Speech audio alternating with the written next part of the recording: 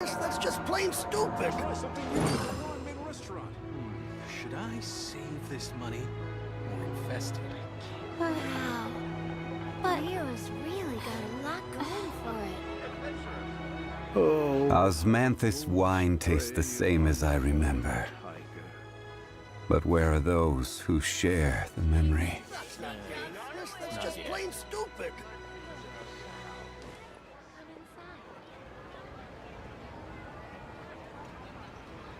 Try something new at the ramen restaurant. But Should I save this money or Leo's invest really it? got a lot going for it.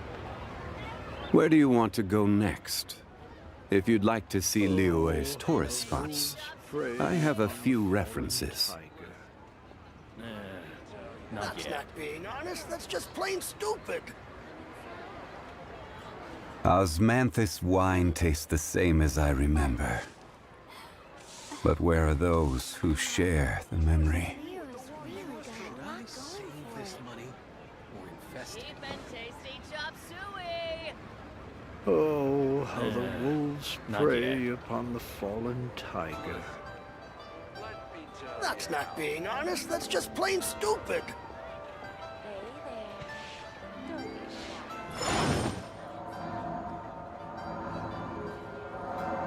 Try something new at the ramen restaurant. Should I save this money or invest it? Leo's really got a lot going Tasty for chop it. suey. Adventurer, think you can last a round against me? Oh, how the wolves prey. Osmanthus wine tastes the same as I remember. That's not But being where are honest. That's those just who plain share the stupid. memory?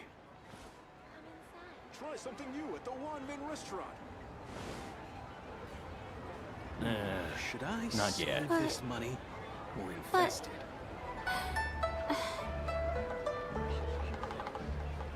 Wow. Boats are made for transferring commodities back and forth, and those that come across Liyue tend to stay a while. So it is where many things come to settle. Wolves prey upon the fallen tiger. That's not being honest. That's just plain stupid.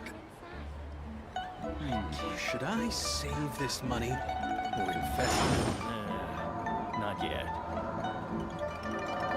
Wow. But Hero's really got a lot going for it. Cheap and tasty chop suey.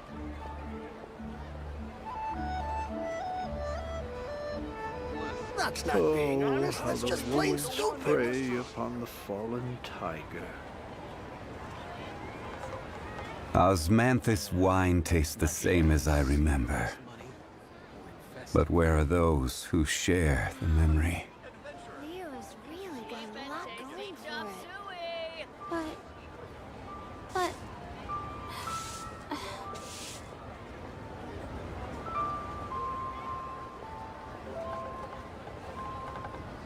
Try something new at the Oh, That's how not the being honest. wolves That's just plain prey upon the stupid. fallen tiger. Not yet. Every journey has its final.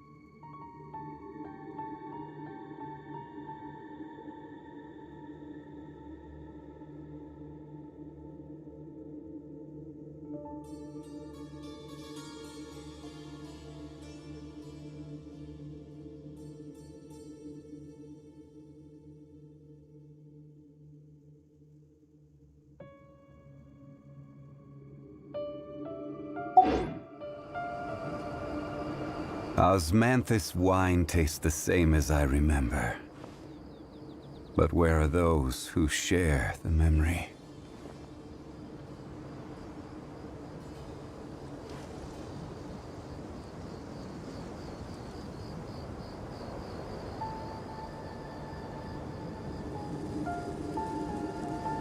Boats are made for transferring commodities back and forth. And those that come across Liu tend to stay a while. So it is where many things come to settle.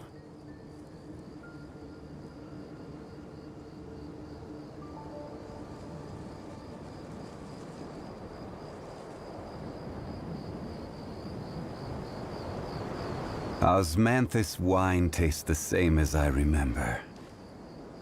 But where are those who share the memory?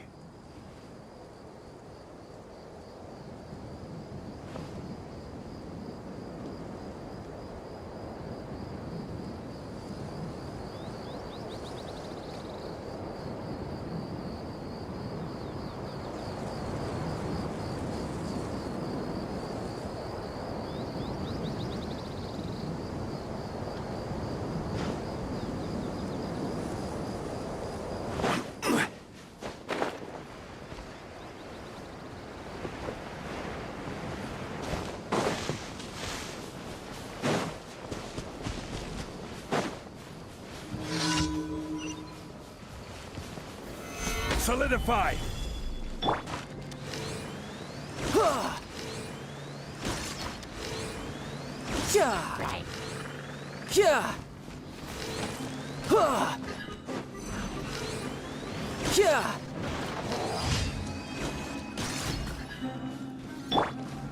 The wind knows me. My apologies.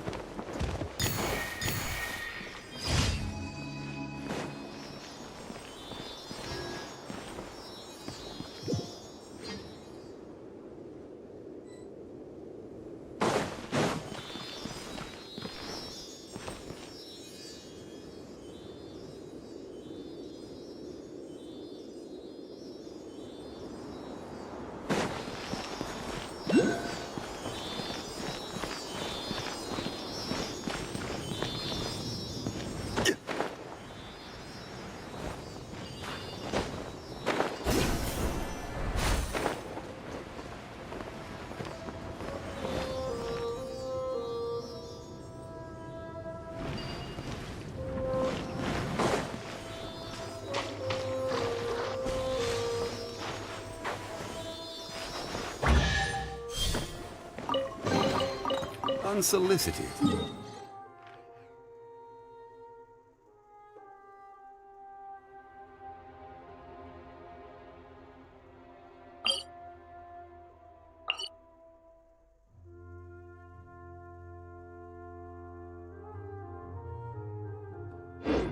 and all the more valuable.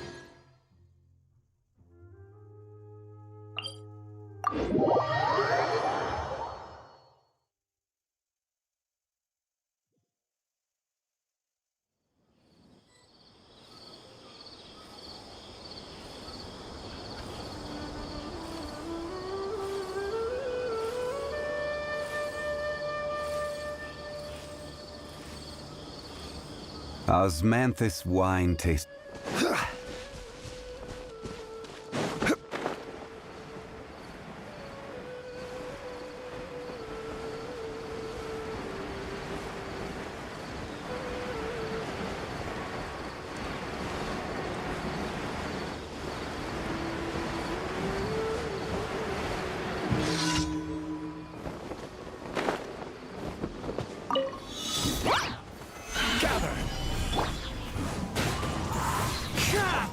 Take flight!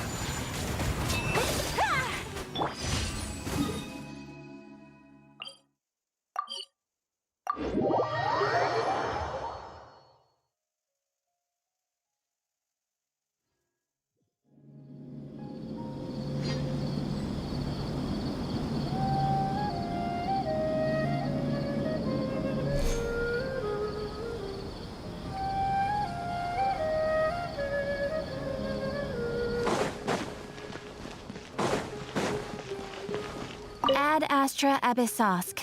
Welcome to the Adventurers Guild.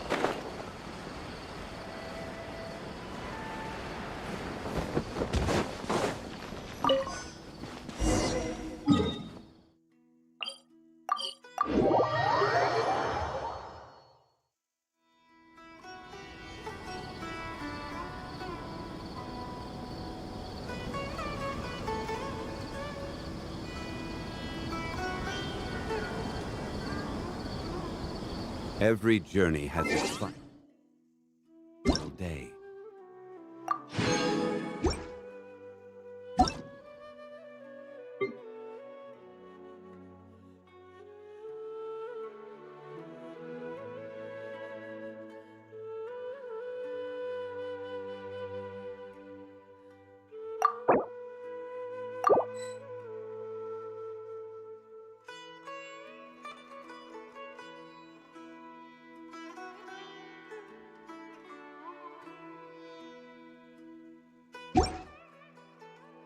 Rush.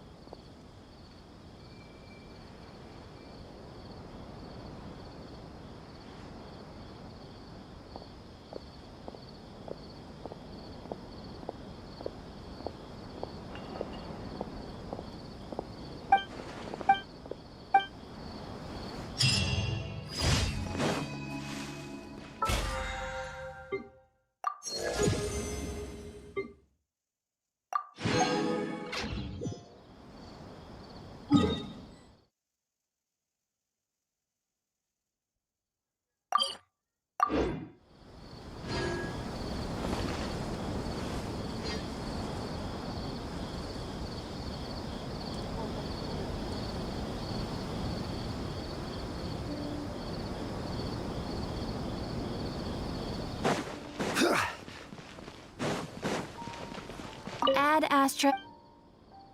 Thank you for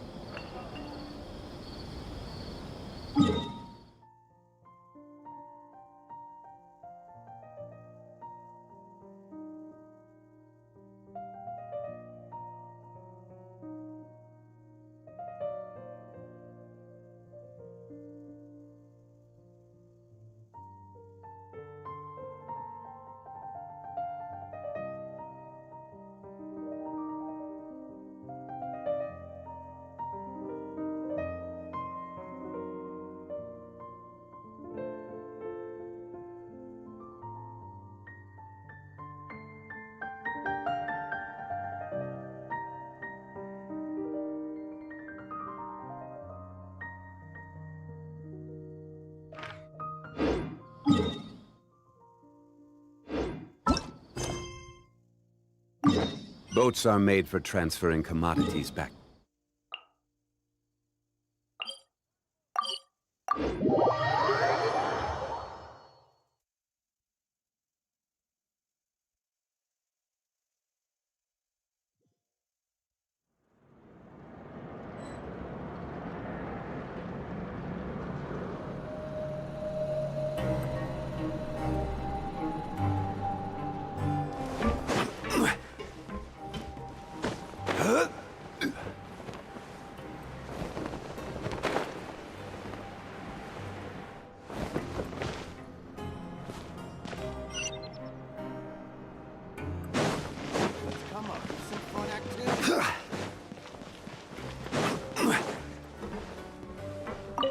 Sorry, I don't know who you're talking about.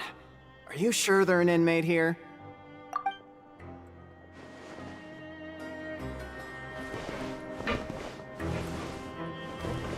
I'm not very good at remembering people's appearances. Anyway, no one comes to mind based on your description.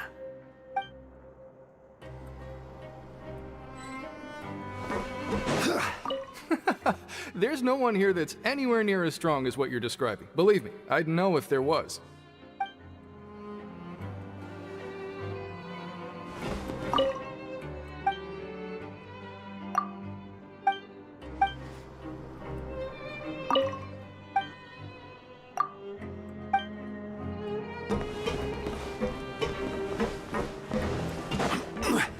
Well, have you gotten used to prison life yet? Shh. Save the questions for now. I don't like to give away information for no reason, you know.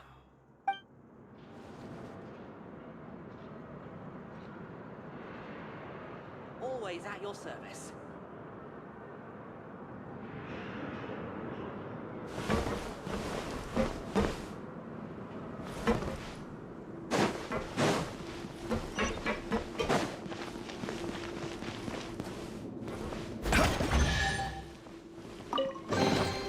Unsolicited, and all the more valuable for it.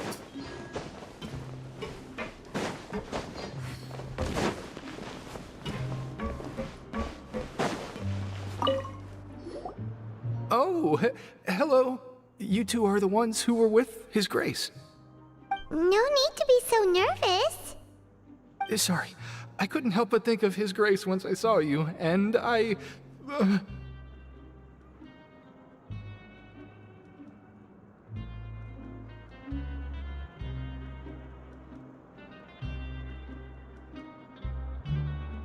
Oh, it's hard to say. Maybe I am. He's got a very overwhelming presence. It makes me feel like I'm just some insignificant little bug. Wait, seriously?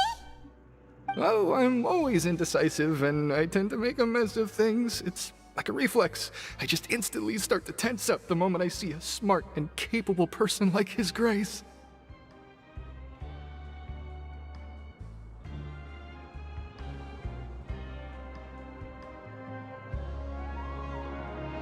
What? Please, don't say anything like that out loud. How could you possibly think something like that?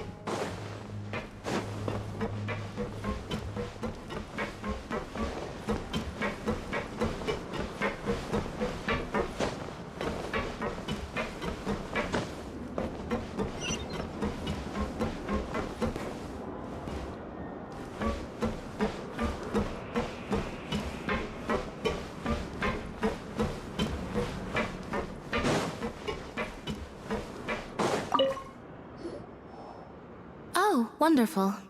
I was worried that you'd be busy trying to earn reward coupons all the time, but it seems like you haven't neglected your investigation work after all. Paimon likes having more coupons, but no one wants to work all the time. Have you also been investigating the area, Lynette? No, I was just slacking off, and you happened to catch me.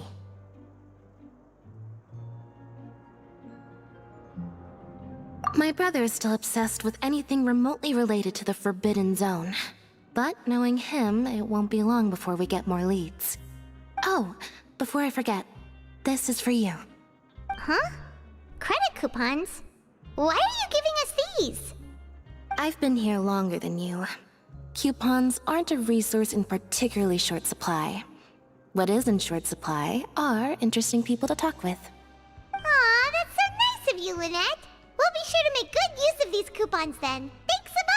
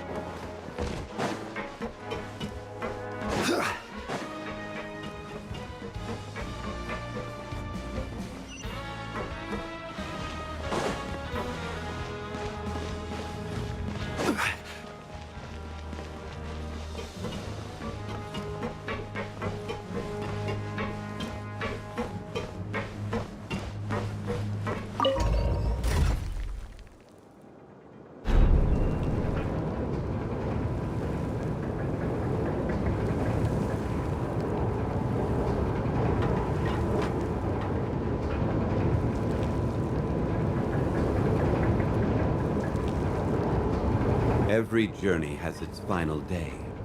Don't rush.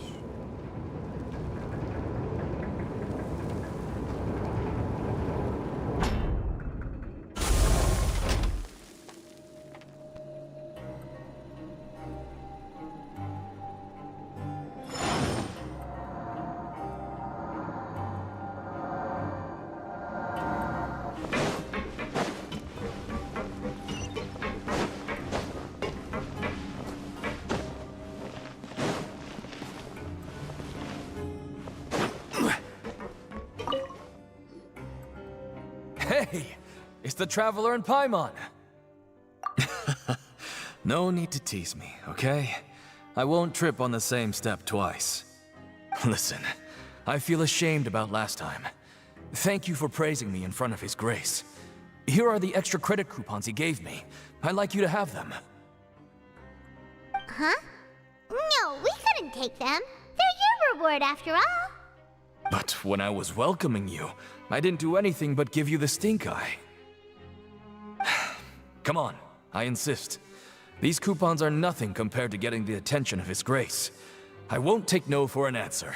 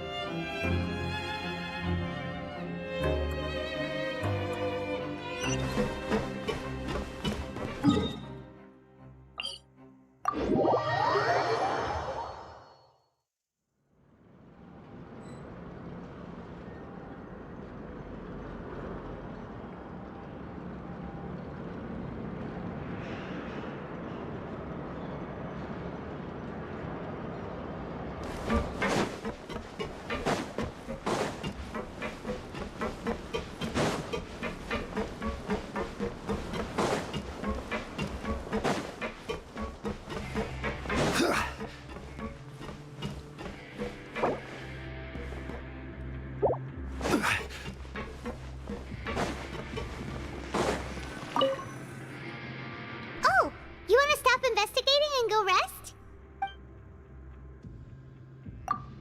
Okay, you should rest up. We'll be back at it tomorrow. Seems we had a productive day. Hope we can make even more progress tomorrow.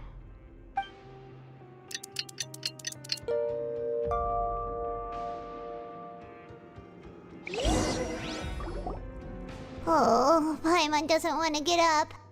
Paimon still feels completely exhausted from yesterday. What do you have planned for us?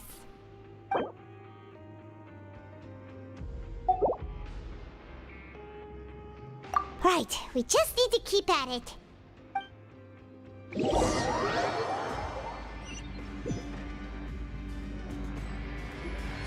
Look who decided to show up. Get your butts in gear and get to work. Time's a-wasting. Oh?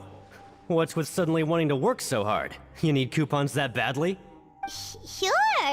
Let's just say we really want to test our limits.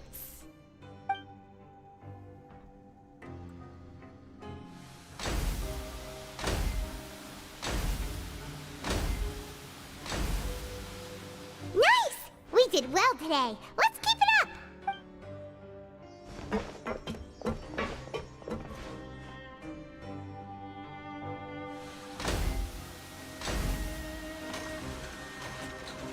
Whew, Paimon's had it. Who knew that processing these widgets would be so...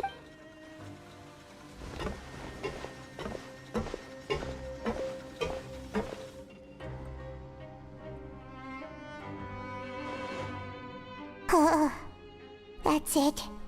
Paimon doesn't even have the energy to talk anymore. Is it time to eat yet?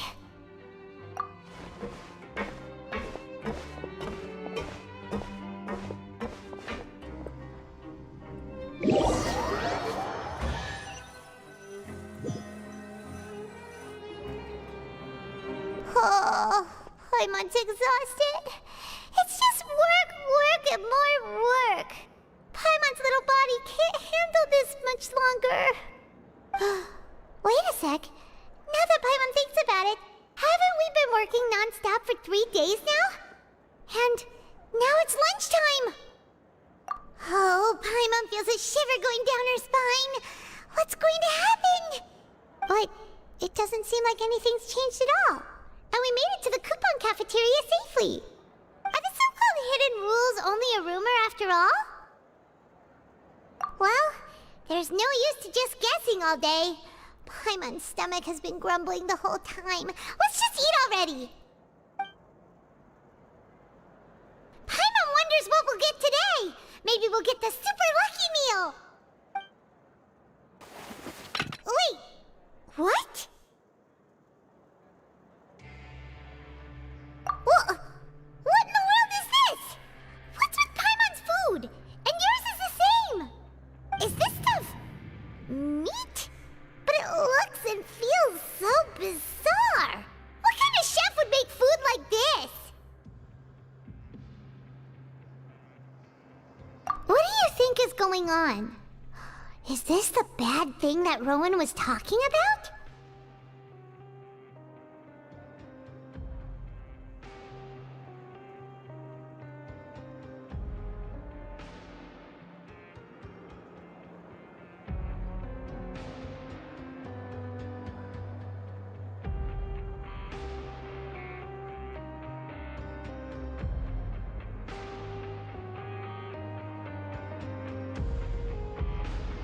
No, stop right there. Paimon gets what you mean, just don't say it. Hey, isn't that Woolsey over there? He must have made the food, right? So let's just ask him about the food and be done with it. Hey, Woolsey, have a moment? What is it? I'm about to go report the numbers for today's free meal, so you'd better make it quick. It's about the meat in our meals. Look, does it seem normal to you? The meat? Oh, that. Looks perfectly fine to me. Totally normal. You'd better hurry up and chow down. How could this be fun? Hey, don't leave! You barely even looked at it! Hey! What should we do now? Woolsey wouldn't even give us the time of day. Is he trying to hide something?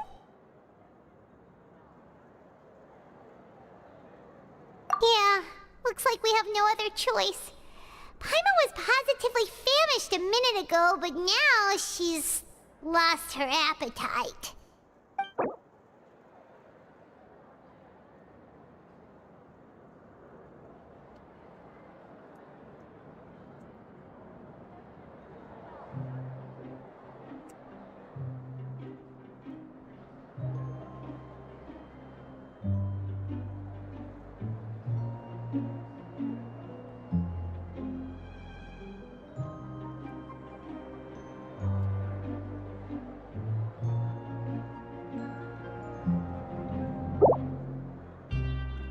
What would you like to do this afternoon?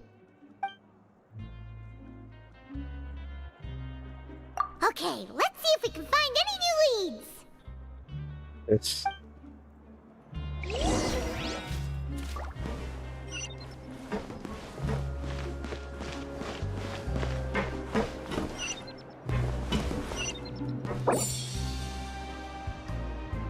very thirsty. Okay.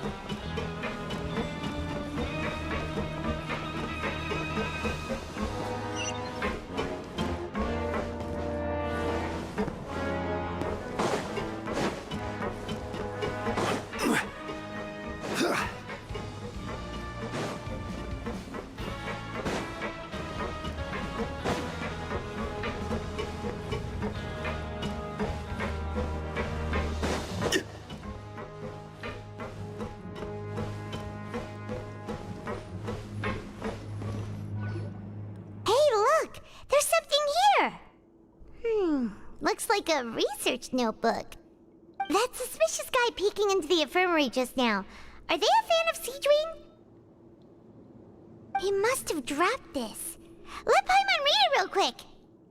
The Melusine perceive the world very differently from humans. There are significant deviations. As a result, their sense of aesthetics and beauty is also very different from that of humans. This must be taken into consideration when giving gifts. Ooh, this all sounds pretty serious. He sure did his homework.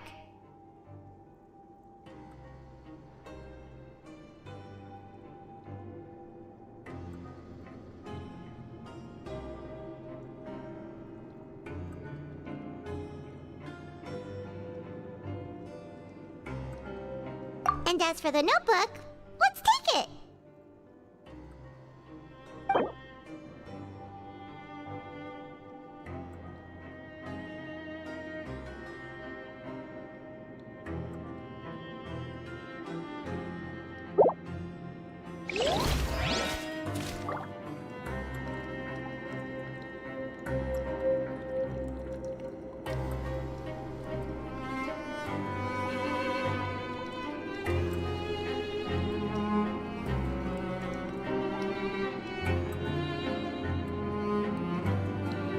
Osmanthus wine tastes the same as I remember. But where are those who share the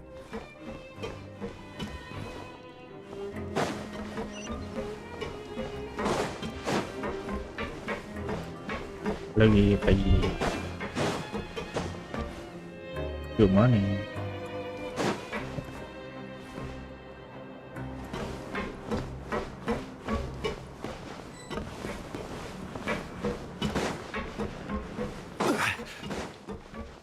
Welcome Minggi.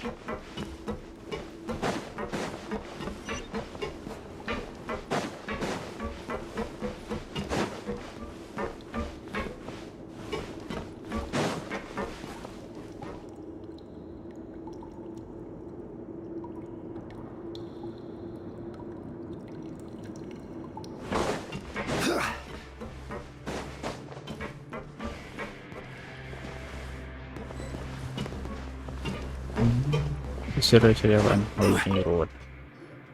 Huh? Rowan? What are you doing here, Chief? I was injured a bit just now. Nothing major, I think I just pulled something. Little mishaps like this are unavoidable at work, you know? Huh. Paimon wouldn't have thought someone as experienced as the Chief would still get hurt on the job. I just knew you would say that. This is pretty embarrassing. Where is Siegeween when you need her anyway? The one time I need to make a quick trip to the infirmary. Oh, you mean she wasn't in the infirmary? Yeah. The rumors say that there's never anybody in the infirmary in the half hour before lunch, and nobody knows where Siegeween gets off to.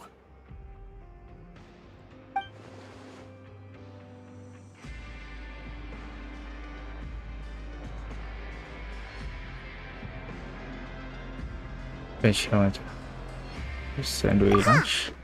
That's actually really strange. Siegeween's always super dedicated to her work. Where else would she possibly go? Forget it. I can take care of a small sprain like this on my own anyway. No need to trouble her.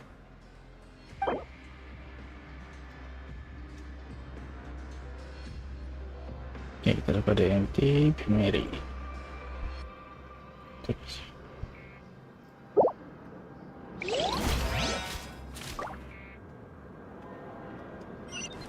Sas sekali.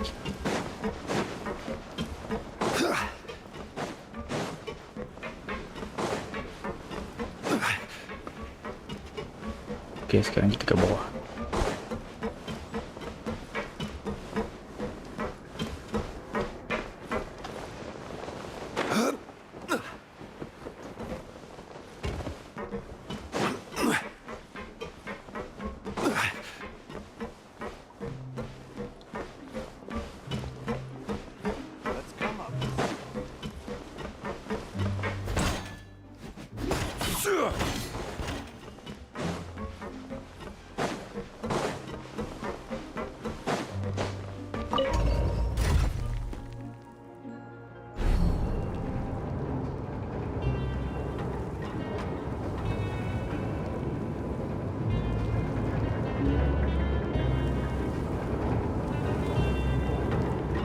Where do you want to go next? If you'd like to see Liyue's tourist spots, I have a few references.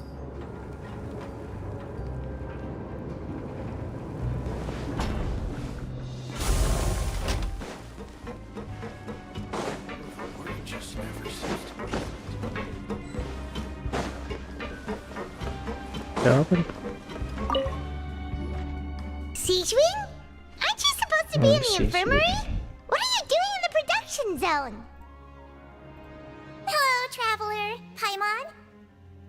Everyone's usually busy around now, and we don't have any patients to look after in the infirmary. I thought I'd come here and enjoy the sight of everyone hard at work. Enjoy? What's there to enjoy here? It's really worth watching.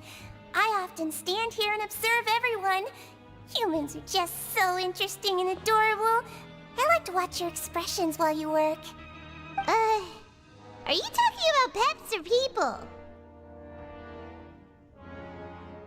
Oh, I can see why you think that, but you shouldn't jump to conclusions.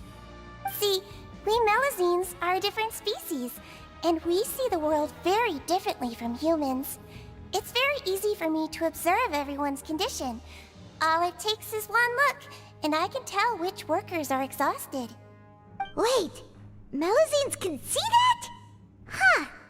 That does sound useful for being a nurse. Yes, running around tending to everyone's health is very fulfilling. But I'd much prefer it if you're all happy and free from exhaustion and pain in the first place.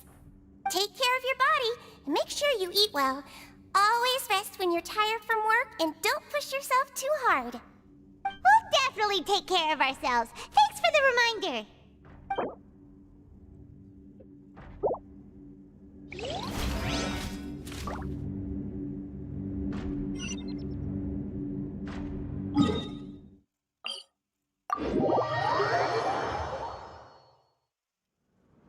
Di ke atas sini.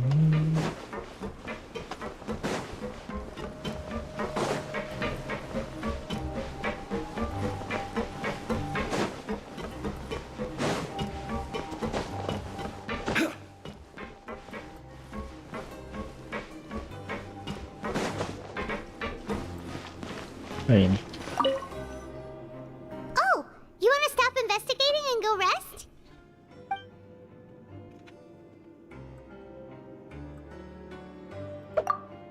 Okay, you should rest up. We'll be back at it tomorrow. So after working a few days straight, we got some strange meat in our lunch. What was that all about? Has our investigation turned up anything useful recently? Ya bang, masih. Really? Then it looks like that part of the investigation has hit a dead end. Well, we'll keep searching for more clues tomorrow. Good night, traveler.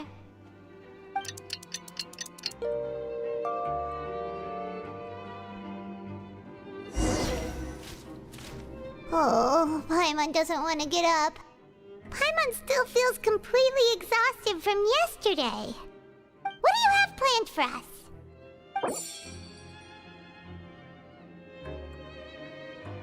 Go. Bagian Fury.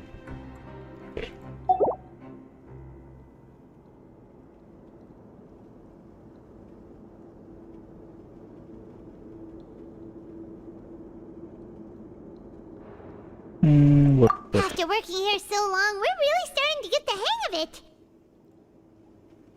But doing the same thing all the time can get old pretty quickly. Halo Haikal, Hidayat. Masih. Semangatnya. Yeah, it's good to kick back and relax once in a while.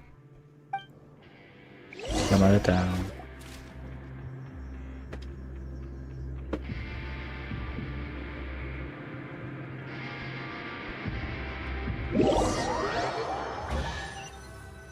Alright, finish. What is this garbage? Ooh, it looks disgusting! Oh, Paimon misses your cooking now. What would you like to do this afternoon? Let's go vacation Sure! ring. If we're not going to work, then let's kill some time at the pancration ring.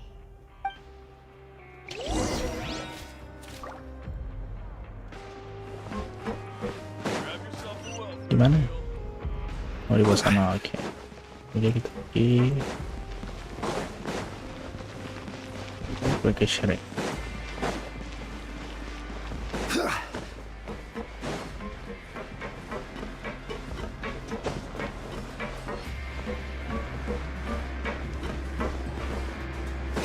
Gracias. Okay. Let's go.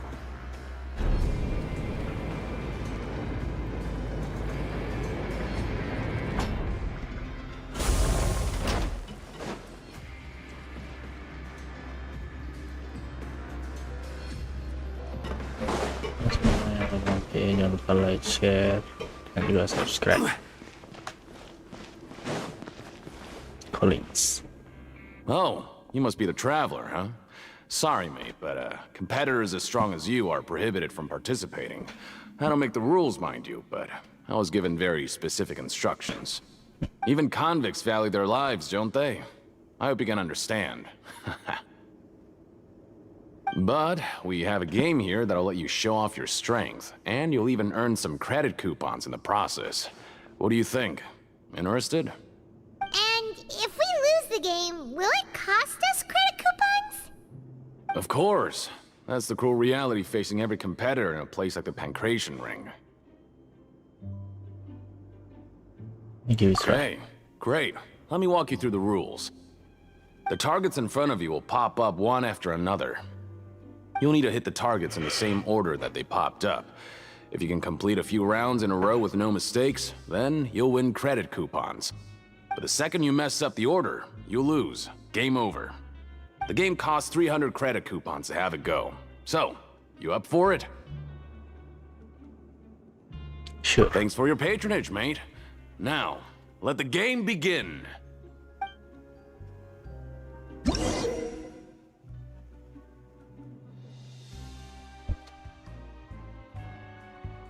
Mana yang serang?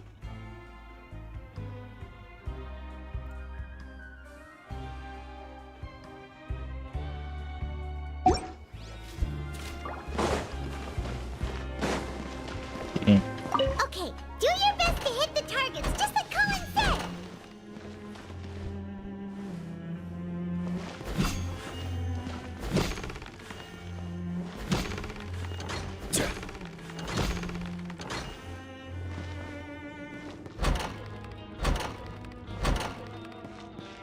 Oh. Ini. Gue ganti. 142 142. Oke, yang terakhir.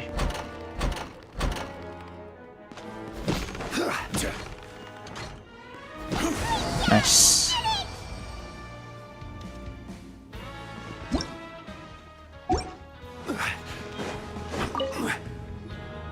Your strength really shouldn't be underestimated.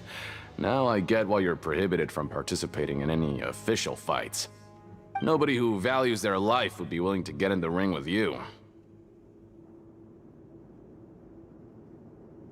However, you two haven't tried betting on the outcome of a pancration match yet, have you? Just go talk to Rusimov. Buy a ticket for whichever fighter you think will win. There's a big payout if the fighter you support comes out on top. But we don't know anything about the fighters. Cara begini How can we gimana bang? possibly know who to Kayak support? Zelda. That's normal. Just watch a few matches and get a feel for the fighters. It won't be long before you can pick winners in your sleep. He's got a point. Why don't we give it a try? If we have enough coupons, we could probably bet at random until we figure everything out. Bet at random, huh? Well, how should I put it? It's not like you can't do that, but I'd advise you to give it some more thought first. Huh? We shouldn't get too carried away. What's the problem?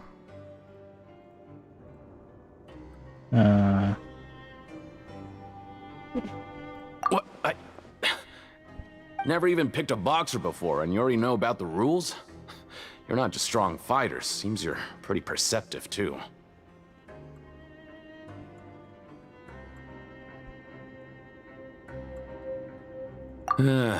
Might as well tell you about it, since you already know that much. Plus, I think you've got the potential to be one of my greatest customers. I think I can let you in a bit. Besides, I don't want to risk ever losing a customer like you. Is it that serious? Okay. The hidden rule here is, if you buy both boxers' tickets and support them both, something bad will happen the next morning. So the rule is that we shouldn't pick both boxers in the same fight. But if anyone actually did that, wouldn't they be guaranteed to lose coupons? Who would do that anyway? And what do you mean by something bad will happen? How would I know?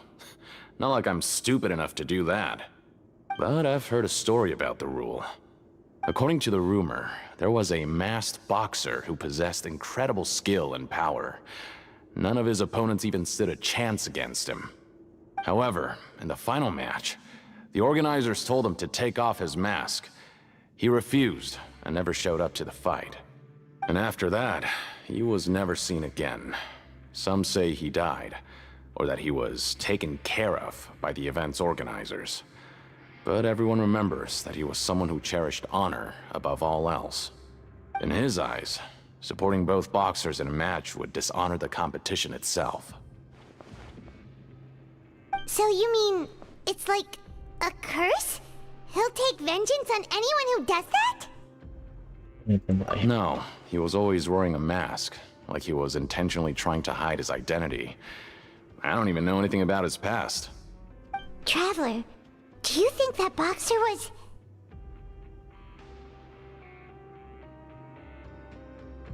Yes. Huh?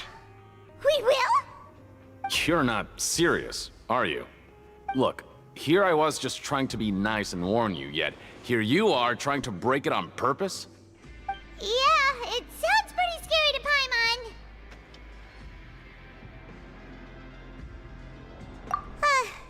Seems you've made up your mind. Just be sure to protect Paimon, okay? Alright. Betting on both fighters will set you back about 3,000 credit coupons. If you have enough, then go ahead and give it a try. Just don't come running back to me if something happens. Yeah.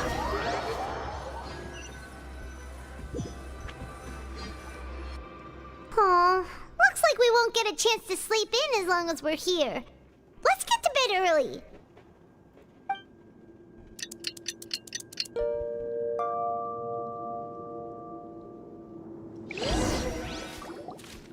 Oh, Paimon doesn't want to get up.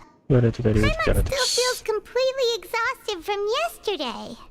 What do you have planned for us? Nah, it's cool.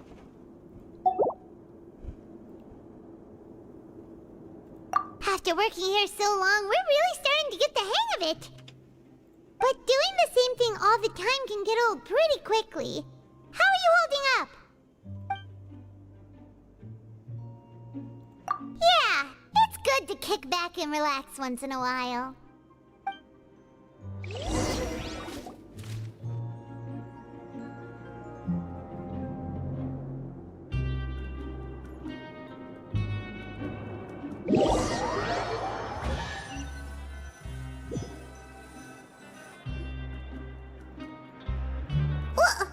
What is this garbage? Ooh, it looks disgusting! Oh, Paimon misses your cooking now. What would you like to do this afternoon?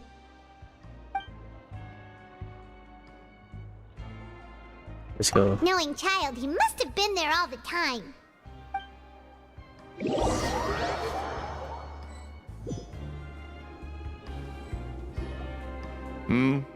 Are you two here to buy tickets? Better be quick about it. Another match is about to start. Who are the boxers in the next round?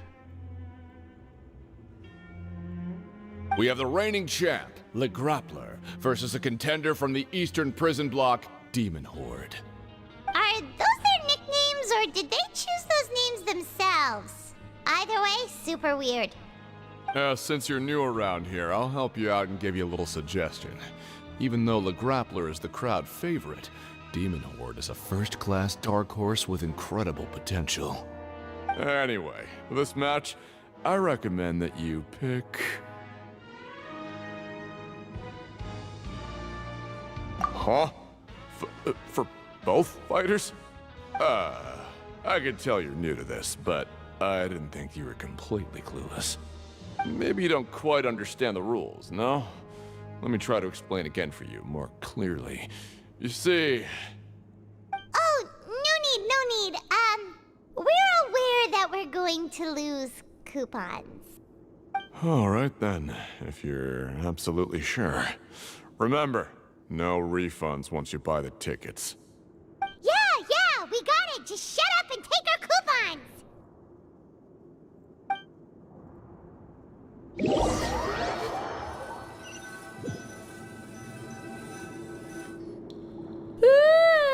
We woke up so early today that Paimon's been nodding off all afternoon. Good thing it's finally time for bed.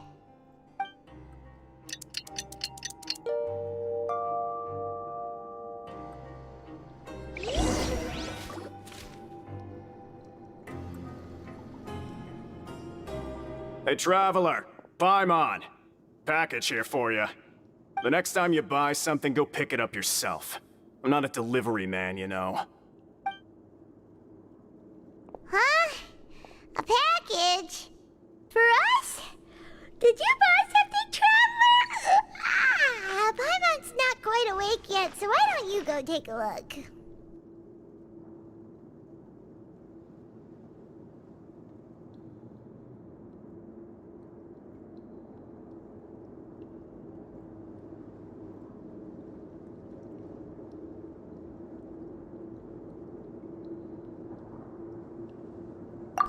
right! Yesterday we broke the hidden rule and bought tickets for both boxers. Oh, maybe this package is the bad thing that Colin said would happen. Paimon suddenly feels wide awake. Wait, maybe let Paimon go hide somewhere first. Just call Paimon after you opened it. Hey, wait! Paimon's still here! Don't open it! Ah!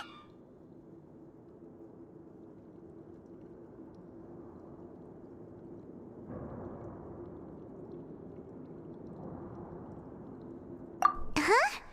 What is it? Are you okay? Let Paimon take a peek too.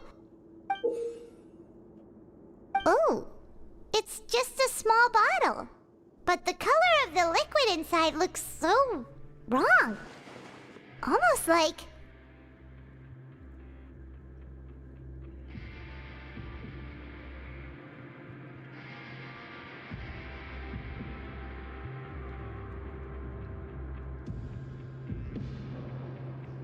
Alright, that's enough of that. No need to say it out loud. Paimon already knows what you're trying to say.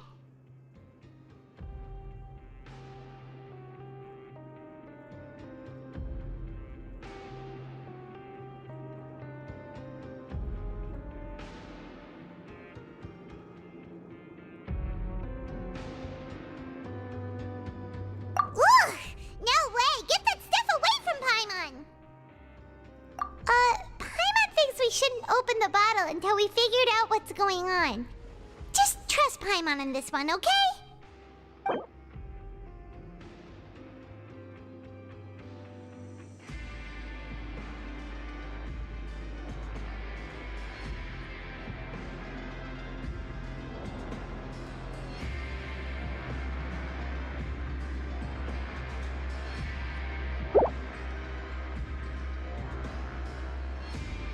What do you have planned for us?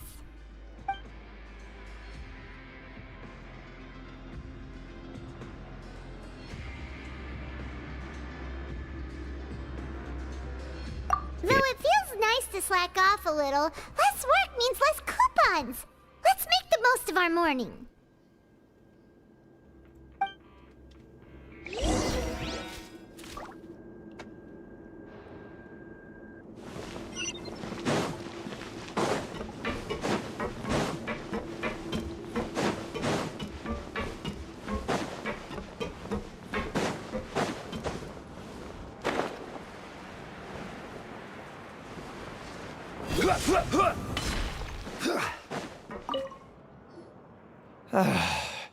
If there's no way to send it all out, then maybe I'll never get a chance to leave.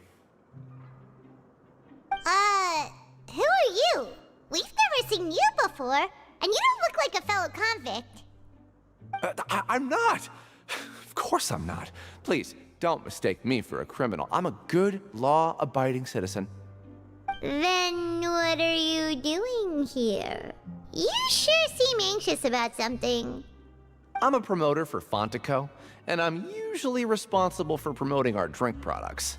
I thought I could complete my task here quickly and return to headquarters, but I've been here way longer than I anticipated.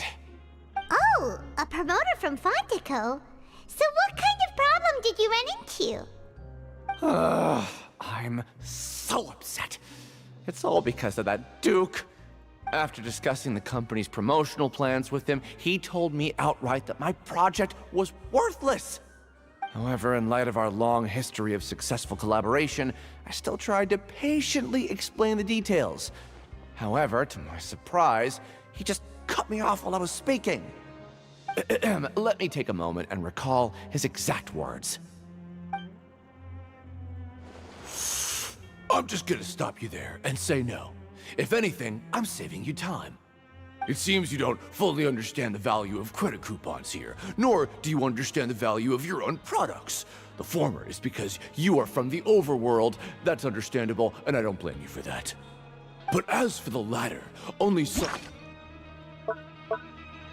one monumentally stupid, so breathtakingly stupid that they were completely ignorant of the value of credit coupons, despite living in the underworld, would ever possibly consider buying your drink. Let's just forget it. Anyway, That's how he rejected my proposal and asked me to come up with another solution with the condition that it doesn't cause any trouble for him. Can you believe that guy? Well, he is the head honcho here. Not much you can do about that. We met him too and could tell that he's the kind of guy that's hard to pin down. Fine, fine. I know I should just let it go.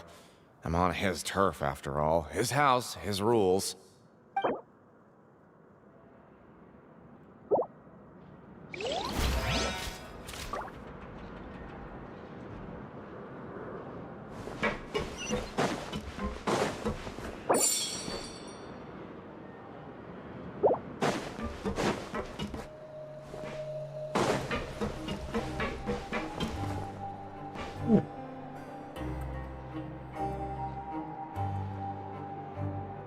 Royalties.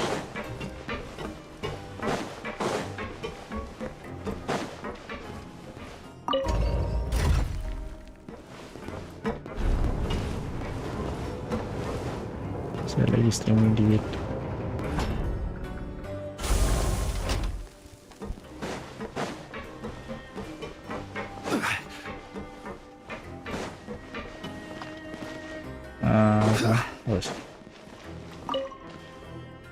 Hey, I heard you crazy fools really did it. You bought tickets to support both fighters, didn't you? Well, did anything happen? Well, the next day we received a mysterious package, but we still haven't made any sense of the contents. So it is real. You didn't become cursed or anything like that, did you? Are you both still okay? Wait, are you sure that it's still you controlling your bodies right now? Paimon's not sure. What do you think, Traveler? Is Paimon still Paimon? Oh, okay. Well, that's good. Yeah, you two don't seem to have changed at all. But I wouldn't let your guard down just yet. Still, I didn't expect you would actually do it. You'd actually throw away coupons like that just to satisfy your curiosity? Even if we bought tickets like everybody else, it's not like we could hope to earn any coupons. When it comes to things like this, it's always the organizer who makes the real profits. Hey, just what are you trying to imply? The Pancration Ring is an honest business, and we really don't make much from selling tickets. We make so little that even the current tournaments can only be held thanks to funding from the producer of Fanta. Oh, so it's the company that manufactures Fanta sponsoring the events? Paimon thought all of this was thanks to the Duke's support. Let's just say it's a mutually beneficial arrangement. They reached out to us first, hoping to promote Fanta products in the Fortress of Meropide. Anyway, you try and take extra good care of yourselves these next few days, you hear?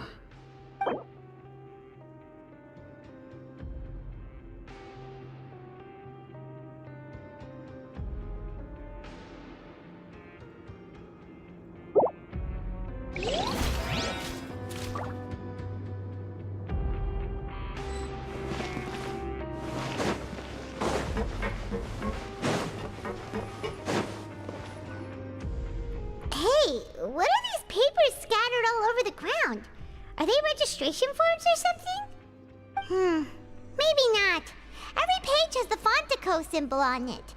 Maybe it's some flyers from the company.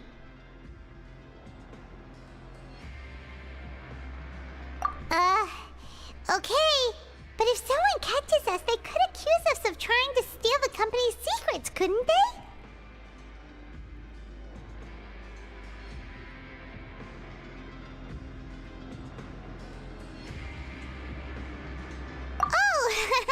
You're right. Guess there's nothing to worry about then. Let Paimon have a look here. Without assistance from the Fontaine Research Institute, development of the new product has been slow, and some researchers on the project have voiced concerns. We have no choice but to let the new product undergo the first phase of promotional trials without a designated name or packaging. We will adjust the direction of future development according to feedback. We have decided to only conduct closed, small-scale trials for the time being. Sure doesn't seem like anything unusual. The company is just trying to develop some new products besides Fanta. But it sounds like things aren't going well at all. Let's put these papers back where we found them and make it look like nobody went through them. Okay, good.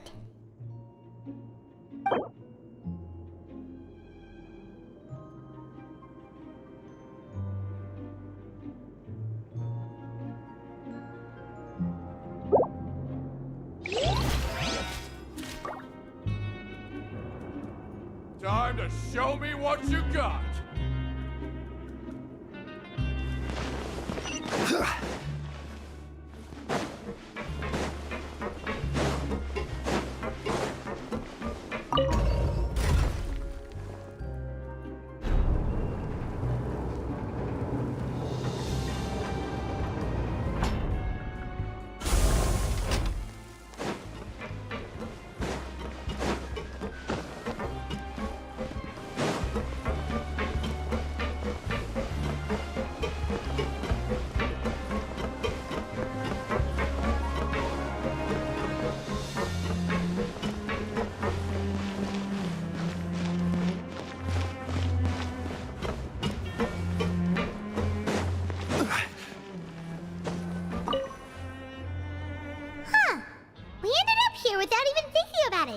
Wanna grab something to eat?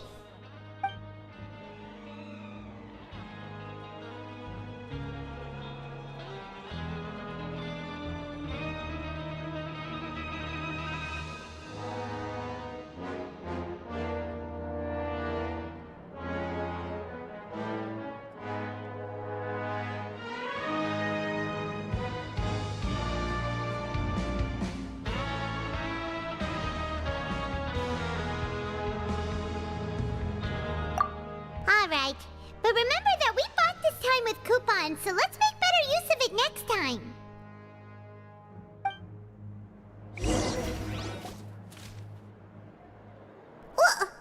What is this garbage? Ooh, it looks disgusting! Oh, Paimon misses your cooking now. What would you like to do this afternoon?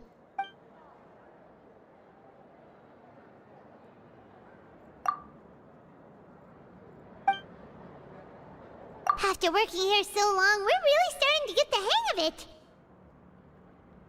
But doing the same thing all the time can get old pretty quickly. How are you holding up? Yeah, it's good to kick back and relax once in a while.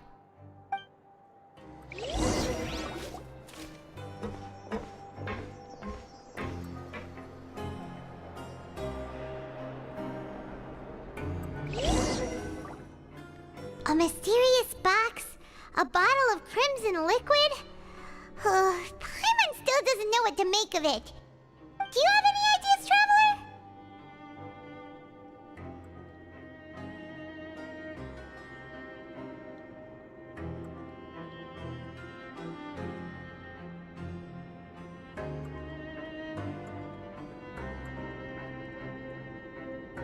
Really? Then it looks like that part of the investigation led us nowhere. Well, maybe we'll have better luck tomorrow. Good night, Traveler.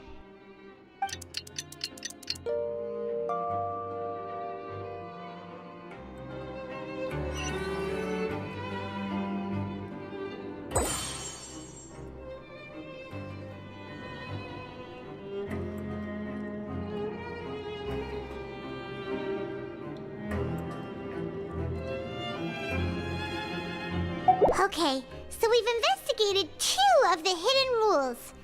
Paimon didn't think this prison would have so many weird things going on. We'd better pick up the pace with our investigation, otherwise we'll never get anywhere. Yeah, let's skip work for now and put our time to good use.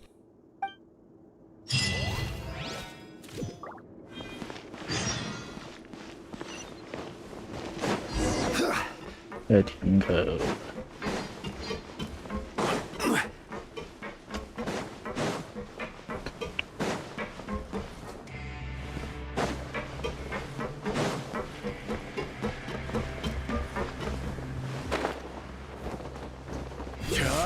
Hey, isn't that Vidoc over there? here today.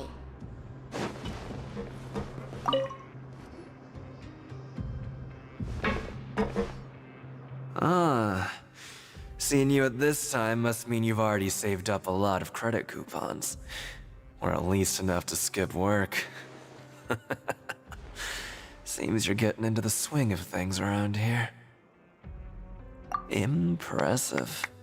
Very impressive. So, now can you tell us about the hidden rules you know? If that's what you want to know, I guess you couldn't have come at a better time. Huh? What do you mean it's a good time? Leonid and those other pesky broke urchins have all gone to work in the production zone. I wouldn't want them listening in without paying up. We get it! Just tell us already! So, you know those pipes that make strange sounds?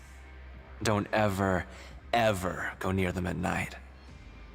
Even if you manage to avoid the guards, you might find something even more terrible there. Something even more terrible? Like what? A group of cannibals. Cannibals? In the Fortress of Meripede? Every month, they meet a few times in the dead of night. Rumor has it they might be connected to the people that have disappeared here. But what's even scarier is that they have a special proclivity. Since they have no way to dispose of the leftover remains, they have ways to transform them into other forms and keep them in the fortress forever. Paimon might already know what you mean by other forms. So that's what's going on here. Oh, Paimon's stomach doesn't feel so good.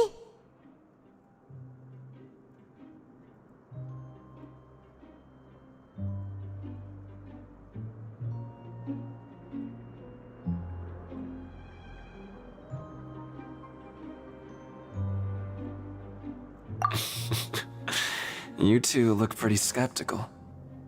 No matter. Learning the truth behind dark secrets isn't necessarily a good thing. I've got things to do too. I suggest you just act like I never told you anything. Traveler, can we just trust him on this one? Oh, Paimon doesn't want her blood and flesh entombed here for all eternity? Oh, so that's how you see the situation. Huh. You know, Paimon does feel a little better about it now.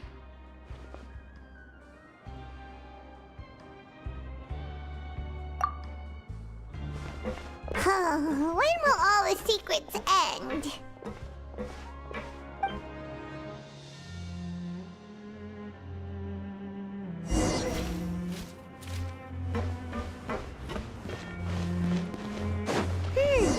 Vidok isn't here. But the guys who went to work in the morning are back. Let's go ask them! Just stay away from me. What? What are you saying? You shouldn't go around saying stuff like that.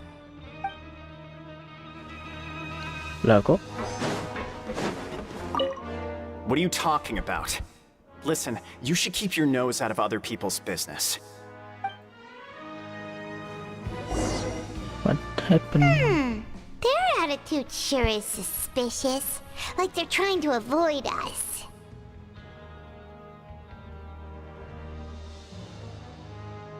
But if they're being so obvious about acting weirdly, do you think they might just be trying to lure us in? Oh, this is all getting way too creepy for Paimon.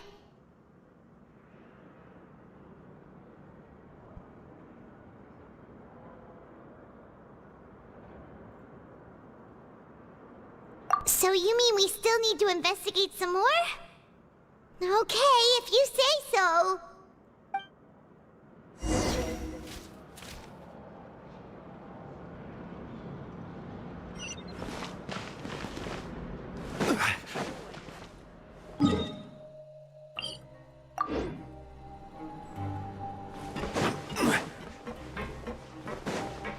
Astaga.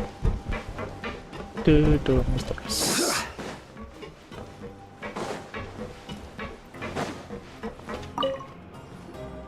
Hello, Fielding. What do you want? Criminals like you ought to be working right now. Catch my drift. We just want to ask you a simple question. Have you ever discovered anything odd during your nighttime patrols? Why are you asking about something like that? Whatever happens at night isn't your concern. All you need to worry about is getting enough sleep.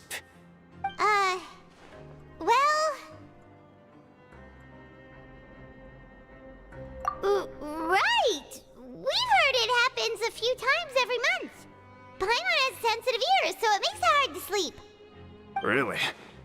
I see. But it's not like I'm on duty every night. And now that you mention it, I recall my colleagues talking about something like that before. They say that strange things tend to happen at night on pipe cleaning days. Lots of us don't willingly take those shifts. So, what happens at night on pipe cleaning days? They just conduct regular cleaning of the fortress's drainage facilities. There are 3 pipe cleaning days per month, and it just so happens that today is one of the scheduled days. You can try to confirm the sounds tonight if you want, and if they're real, then I can report the issue to my superiors for you. Oh, okay. Then we'll keep both ears out tonight. If that's all, then I'll be leaving now. I advise you not to try anything funny, though. Even if I'm not on duty tonight, someone will still be watching you. Don't worry, we don't want any time added to our sentences. Oh, he left. So what do you think about the pipe cleaning days he mentioned?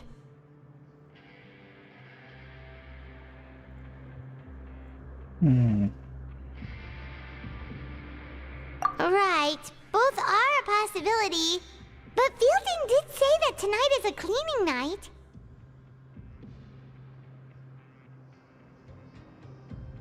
Paimon knew you would say that. Alright, sounds like we'll be up all night tonight then. Paimon just hopes the guards don't catch us.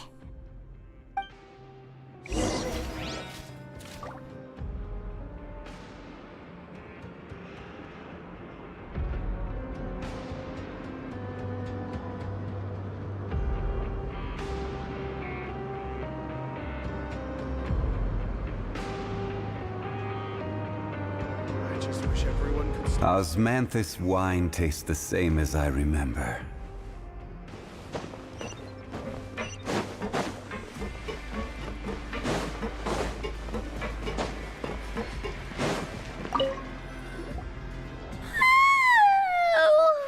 I'm so tired. But we can't sleep yet. They'll be cleaning the pipes tonight, so it's the perfect chance for us to investigate. Whatever. Just be sure to wake Paimon if she dozes off. Paimon's worried something might happen if you go alone. Huh? Traveler? Did you fall asleep already?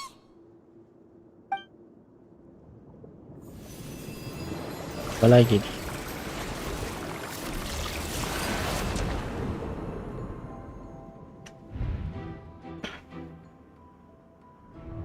Ciao.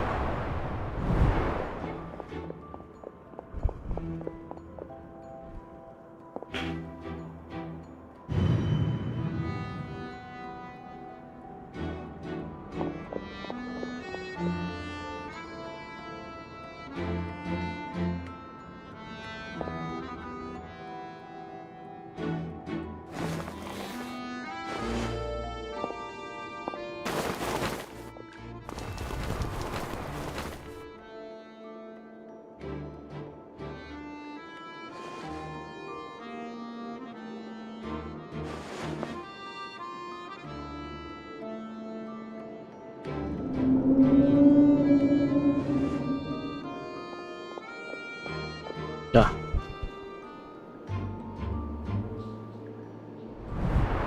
Traveler, come on, wake up! Oh, it looked like you were just peacefully sleeping to Paimon. Well, what did you see this time? Really? So we're finally starting to figure out what actually happened! But what about the cannibals? How do you explain them? Okay, well, it's about time for us to get moving. Just be careful to avoid the patrolling guards.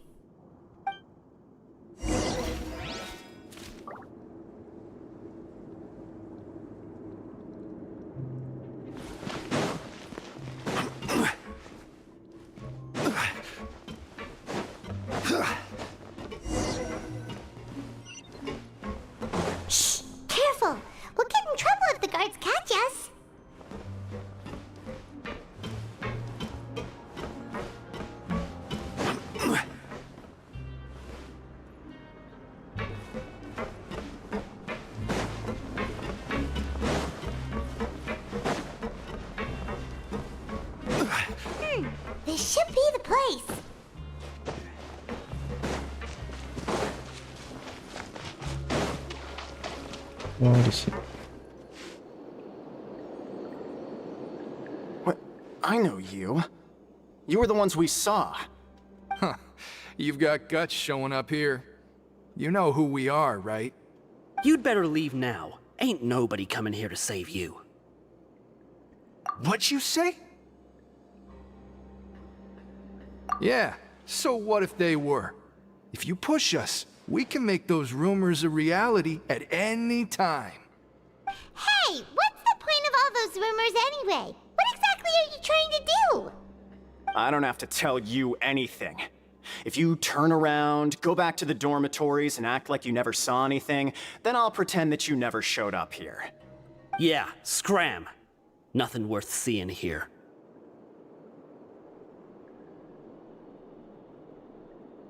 Huh? What did you say? Isn't that exactly what Boss said when he left? Hey, do you know our boss? Whoa. We had no idea our boss was such a big deal. He always kept his identity a secret. So, did he have you come here to find us? Oh, so your child's crew here? Seems like he had no problem fitting in. We're the only ones who heard him say those words when he left that night. So unless he somehow told you those exact same words after that... All right. I guess that's proof enough for me. I believe you. Wow, those dreams of yours sure come in handy. We gave him the business for a while, and would always give him a hard time when he first came to the Fortress of Meripede. But here in the Fortress, the strong will always earn respect. He was working the longest hours and racking up wins in the Pancration Ring. You could always see how amazing he was, even when he was teaching us a lesson. So eventually, we all decided to follow him. But one day, he suddenly told us that he had to find a way to escape this place, no matter the cost. He said it was because he heard that call again. And as his crew, if the boss wants something, then it's our job to get it done. So, we got to work, and used the hidden rules that were here to make up and spread the rumor about the cannibal rule. We just wanted to give him a better chance of escaping on a night after the pipes had been cleaned. Oh, thanks to your rumor, nobody would want to come anywhere near here, prisoner or guard. Wow, it sure is easy to exploit people's fear of the unknown. But has a child already escaped? Why are you all still coming here after pipe cleaning day? Because as far as we know, the pipe he went into isn't actually an exit. It should be a dead end. It leads to an abandoned factory area, and even if there were a way to escape from there into the sea, we're still way too deep. No one could ever reach the surface alive. But Boss still insisted on going in. It's like he was obsessed about it. So we told him that we'd pretend as if he never existed while he was gone. And that if he wanted to come back, he should wait for nighttime on a pipe cleaning day. That way, we could meet him here and help cover the whole thing up. So you come and wait here through the night a few times a month just because of that promise? Yeah, but it's been so long now. We already know in our hearts that he must have managed to escape somehow. Is it also possible that something unfortunate happened to him? Nothing could ever defeat Boss or slow him down. It's one thing we know for sure. Okay. Paimon was just brainstorming possibilities.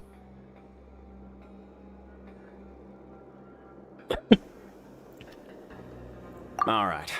Keep quiet and follow us.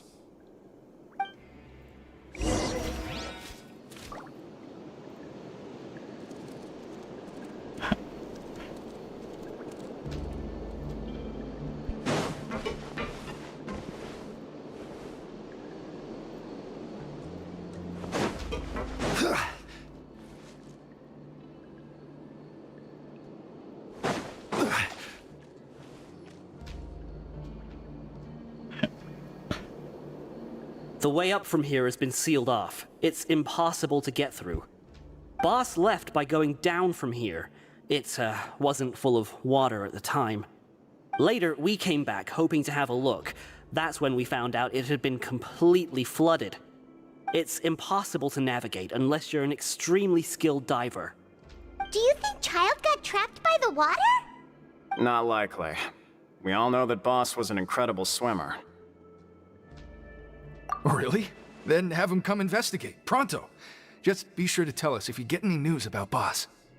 It's getting late. We should leave before the guards come this way.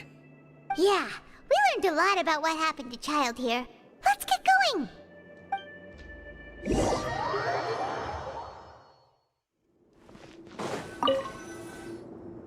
Whew. We finally learned some key information.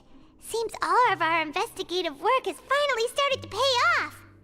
When you said you knew a diver, you were talking about Fremine, right? If we ask Linny, he'll definitely have Fremine help us. Ugh. Why is Child like this? What was he doing going into the pipes? Not making our jobs easier, that's for sure. Fortunately, though, it seems like it's only a matter of time now before we find out what really happened. Now that we can finally relax, I'm starting to feel super sleepy. Let's try to get some rest while we still can. Nighty-night, traveler!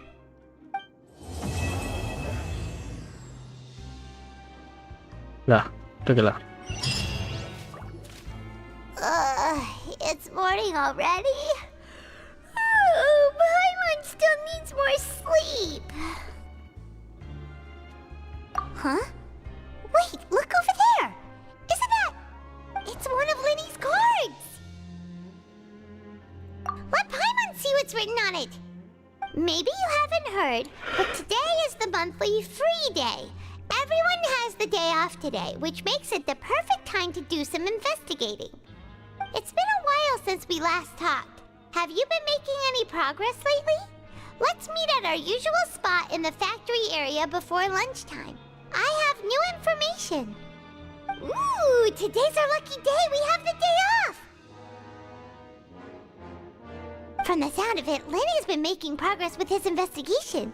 Wonder what he's discovered. We still have some time before we meet up. Let's talk with the people here for a bit more before we go.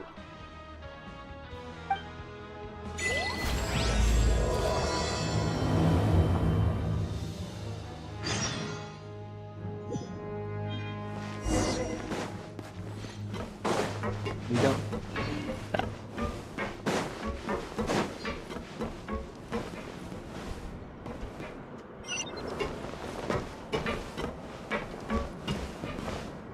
I just wish everyone could stay safe and healthy.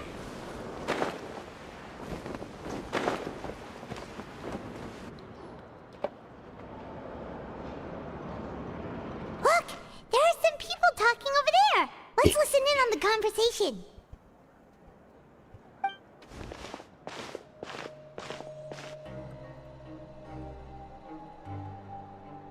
If you ask me, those pompous parasites on the surface act like they're all a bunch of aristocrats. Do any of them give half a hoot about a bunch of dogs like us? Hey, speak for yourself, mate. I'm no dog. Oh, you think you're special or something? If you're here, then you're just a convict like the rest of us. I've heard that even if you're released after serving your sentence, going back to life on the surface ain't any better. Once a criminal, always a criminal. We're marked for life. I don't buy that. Hey, how cool would it be if the whole world was destroyed by a giant flood and everyone had to start over from nothing? What kind of filthy bilgewater are you spewing? I have family up there. You best shut your sewer hole with talk like that. Listen, things ain't so great on the surface, but who says that you have to leave? I've heard that you can still stay here and work even after you've served your sentence. Not bad if you ask me. Who wants to live in the ruddy overworld anyway? And what makes you think they want to hire someone like you? It's one of the great mysteries of the universe, how someone as useless as you is so confident. Whoa. Sounds like they're really unhappy about the overworld. Speaking of which, Paimon never heard anyone use the words overworld or underworld when we were living up there. Is it only something the inmates down here say? That's true.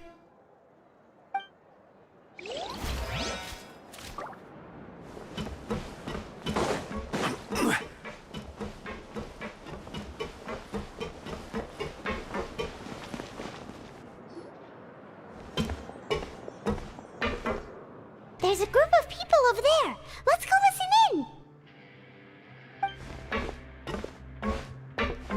So I said, that's not a faucet. Hey, who are you two? Why'd you come over all of a sudden? Oh, sorry for eavesdropping. Sounds like you were talking about something private. What's the matter? They're just looking to join in on our fun, that's all. Hey, don't pretend like it's okay for them to just interrupt us like that. Yeah, fine. You're lucky we don't mind extroverts that much. You hear that, Quisto? What nice! Your expressions tell me you're looking to hear some juicy info, am I right? But before that, it just so happens that I know you two. Really? Are we that famous? You're kidding. How often does anyone get a personal tour led by His Grace himself? Practically everyone was talking about it. Word has it that you also caused quite the kerfuffle. A little mistake, huh? I like the way you put it. You see, people with a good attitude can join our group anytime, unlike some of the others here. Your group? I'm Quisto, and this is Lavaroon. People usually call us the Bombshell Bros, but don't worry. We're not playing with bombs or anything.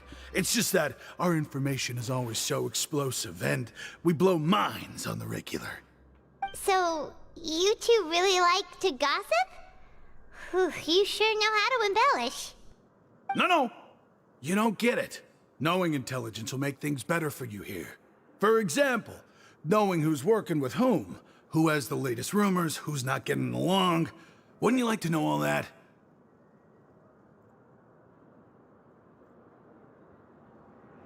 Whoa, all this info's worth something, you know? You should prove you're worthy of it. I don't mind him. Quisto's always this way. Just play nice and say something to massage his ego. The welfare meals. Talk about the welfare meals.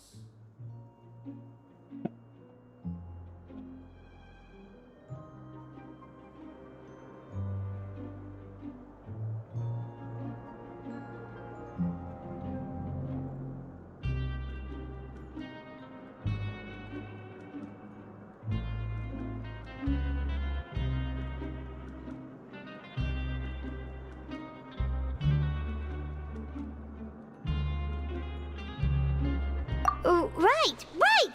That meal we had yesterday was super delicious. Paimon can still taste it whenever she closes her eyes. Is that so? To tell you the truth, I've been helping out with making those welfare meals. I've been working as a kitchen assistant for about a month and a half now. Oh, so you're the one who made those delicious steaks. Amazing! You could be a professional chef. You are correct. I am a true professional. In fact, I even went to culinary school. But enough about that. Since you like my cooking, I guess that means we share similar tastes. Listen carefully. This little bombshell will help you learn what's really going on here in the fortress.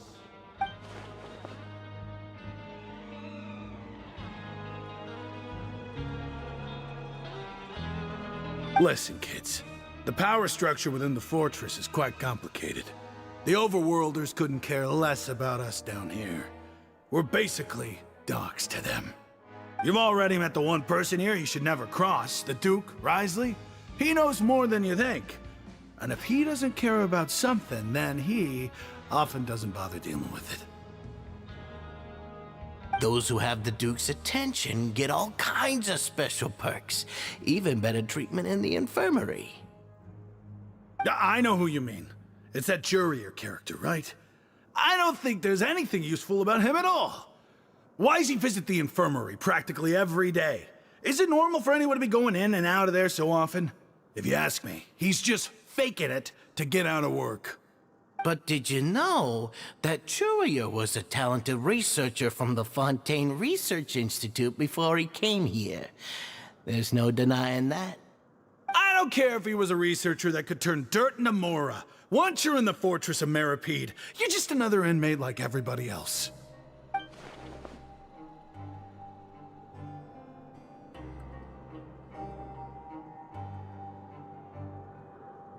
Speaking of which, the last time I saw him, he was passing by in the corridor with Lorvine. I also heard they started arguing in the library and got into a fight, right? Guess that's just how terrible of a guy he is. You mean he hit a woman? Wow, I never imagined he was that bad. But that Lorvine's also quite the odd one, you know? She's always gabbing away, got into a fight with a man, and she also got sent to the infirmary. Come to think of it, I always see her going to the sick bay every couple of days, too. Huh. Wait a second. You don't think? Do you think could it be that they're secretly meeting there to go on dates? But it's really hard to imagine. After all, I do remember seeing Lorvine beat Juria to a pulp that one time. And we might be overthinking things.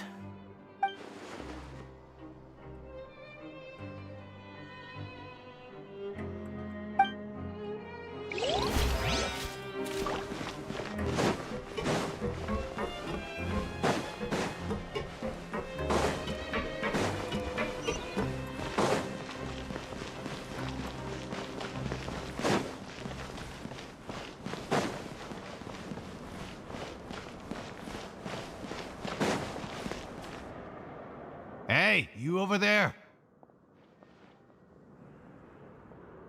Yeah, you. Say, do you like playing card games? You know, like Genius Invocation TCG?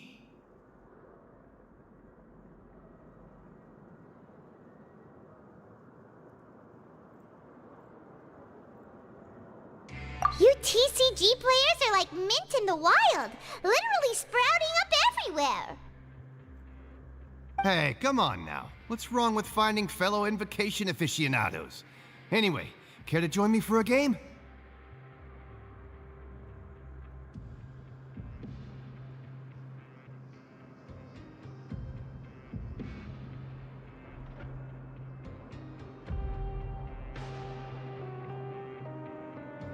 All right. No pressure. But why would you be looking for people to play Genius Invocation in a place like this? Don't people usually come here to fight? Whether you're throwing down cards or throwing punches, it's all a competition, isn't it? It's all the same in my eyes. There are lots of card players here in the fortress. When I saw you, I immediately thought, hey, even outsiders from other nations play cards. So I came up. Sure. Great! Since you've been here longer than us, you need to flex your seniority a little bit, right? Maybe you could start by telling us newcomers some... I thought you would have already heard everything by now. All right, then. Did you have anything specific in mind? Or do you want me to just pick a topic? Why don't you pick? We'll let you know if we've heard it already. All right. Have you heard any strange rumors since you've arrived?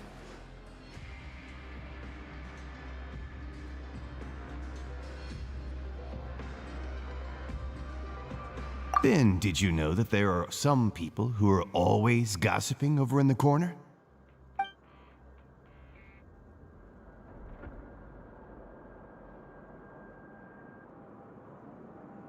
Yeah, so you've already met those two.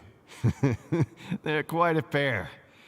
They always keep an eye out for the latest happenings and gossip about everything. I've never seen anyone with more time on their hands. I heard that they used to be a chef and a bartender before they were sent down here. You know how bartenders are, always chatting with customers. And chefs love to pass the time just hanging out when they're not cooking. Good to know. Do you have anything else to tell us? Let me think. Sounds like you want to hear something a little more tantalizing. Oh, did you know that the Duke was also a convict in the fortress of Meripede before? Huh? Wait, are you serious? That's right. The Duke was an inmate just like you and me. Seems he was exiled here for committing some crime. Who knows how he ended up rising up to become the warden, though? To go from an ordinary inmate to becoming the manager of the whole place? I'm not gonna lie, I kinda respect that.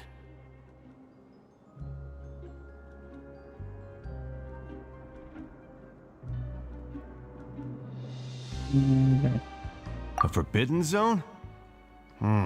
Sounds like something that someone just made up. I've never heard of that. Where did you hear about it?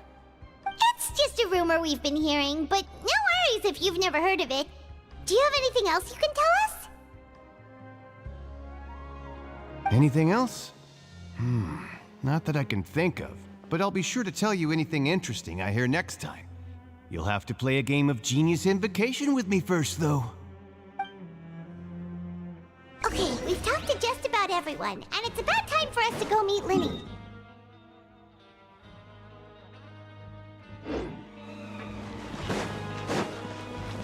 According to the card he left us, we should go meet him in the production zone. Terus ini.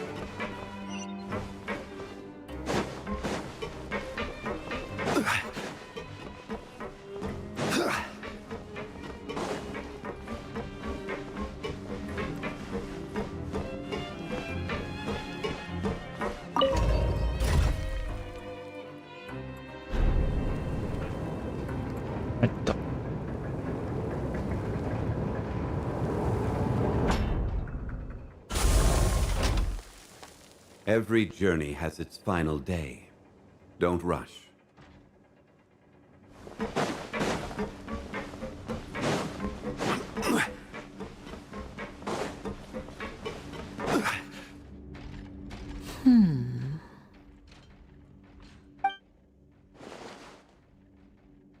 Huh? Boleh nih. That look in your eyes. You found something? Hey, this is no time to be modest. Just tell him we found a boatload of information. Oh, as expected of the legendary duo, you have my full and undivided attention. Huh. I'd have never guessed that myself. The rumors swirling about this place are unreliable after all, and Master Child probably went missing because he found a way out. He is a harbinger after all. I suppose he's much more resourceful than I initially gave him credit for. Unfortunately, this isn't enough for our final report to Father. We need to find out Master Child's exact whereabouts. Father told me that even though Master Child said he was just coming to Fontaine for a vacation, he actually had some personal reasons. His escape route is already flooded, so we'll have to task someone with professional diving skills to chase after him. Well, when you put it that way, it's obvious that only Fremine would be up to the task. Bingo! Is he around? He's working today. Coming here as a group would have attracted too much attention. I'll talk to him about it later.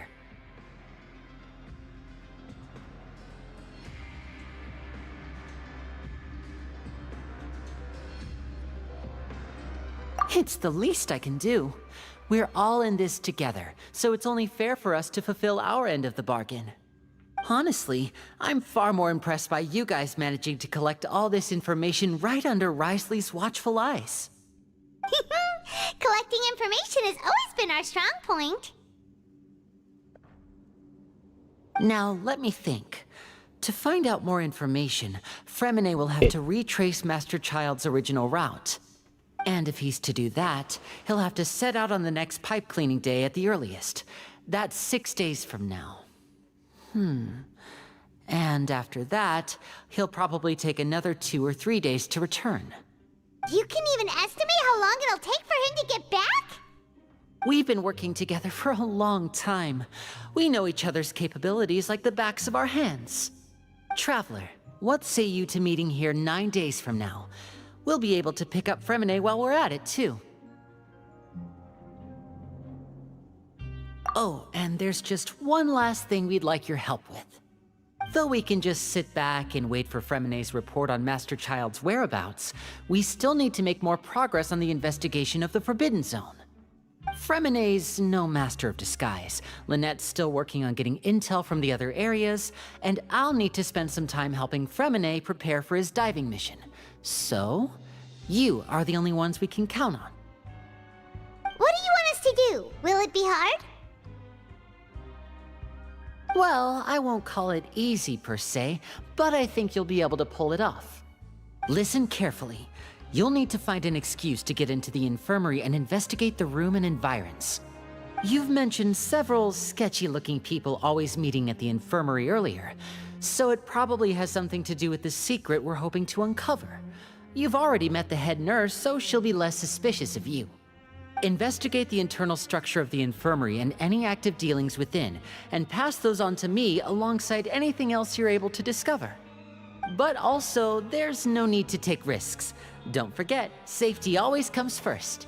Alright, so very short. My apologies, I just started rambling out of habit. It was almost as if I was talking to my younger brother. But that's not a bad thing, right? Alright, then we'll head out as soon as we finish our prep. Let's go our separate ways for now then. Don't forget, we meet here again in 9 days. Stay safe.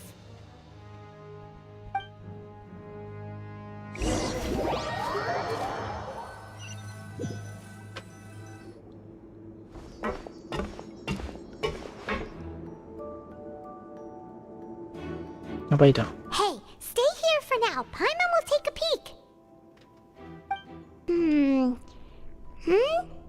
There seem to be several people inside.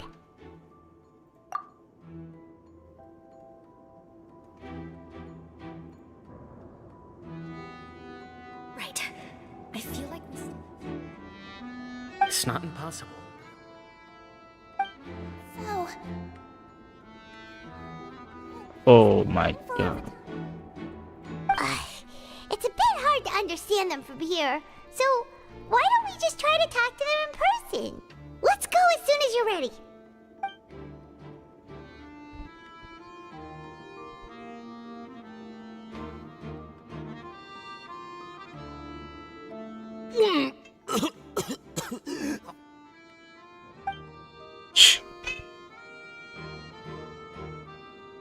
Someone! Please help! He's sick!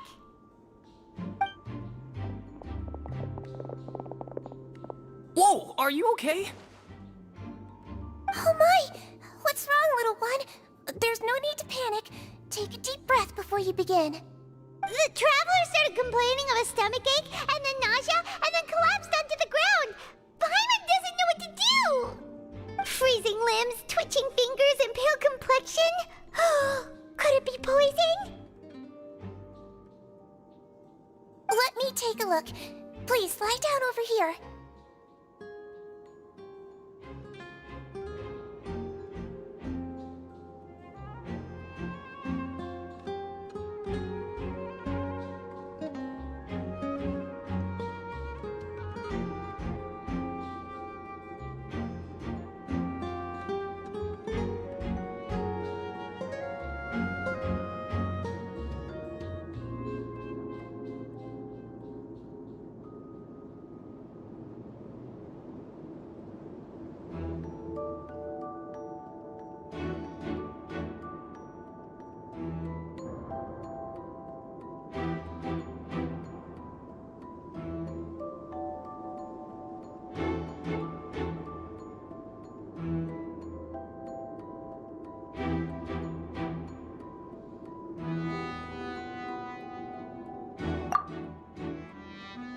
Don't worry, I'll get you to the bed safely. Here, hold on to my shoulder and walk slowly.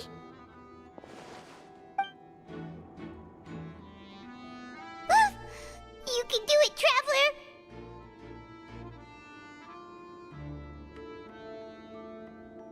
Don't apologize. You're sick after all. Now, please relax. I'm just going to do a preliminary checkup on you.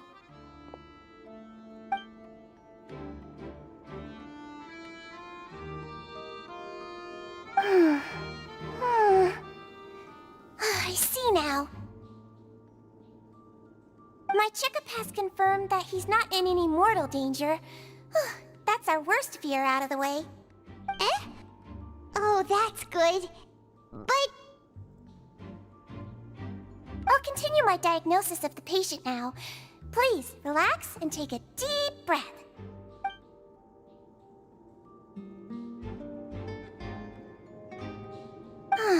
Don't sense serious damage to your organs either. Does it hurt when I press here?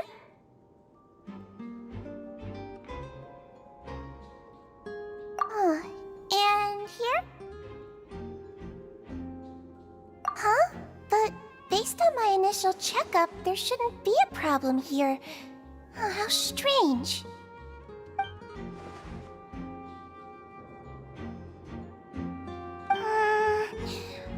What about here? Does this hurt? Oh, I understand. So that's what it is. I think you just ate something that disagreed with you. That's all. Nothing too serious. Outside of a pretty bad stomachache when it decides to act up. So that's what it is. Thank goodness it's not anything more serious. And there have been other inmates complaining about the food recently. I'll inform our head chef, Mr. Wolsey, of this problem as soon as possible. Congratulations! The health risk is incredibly low, so you should recover within a couple days. Why don't you take a rest here while I go get some medicine for you? Miss Levine, I'll have to trouble you to help me look after this new patient while I'm gone. Very well. And she hopped away just like that.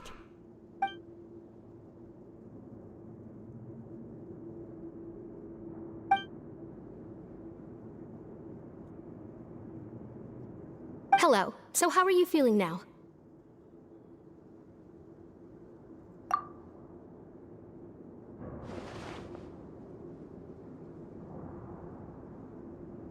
His stomachache's really bad. He was stumbling about the whole way here, so Paimon's really worried.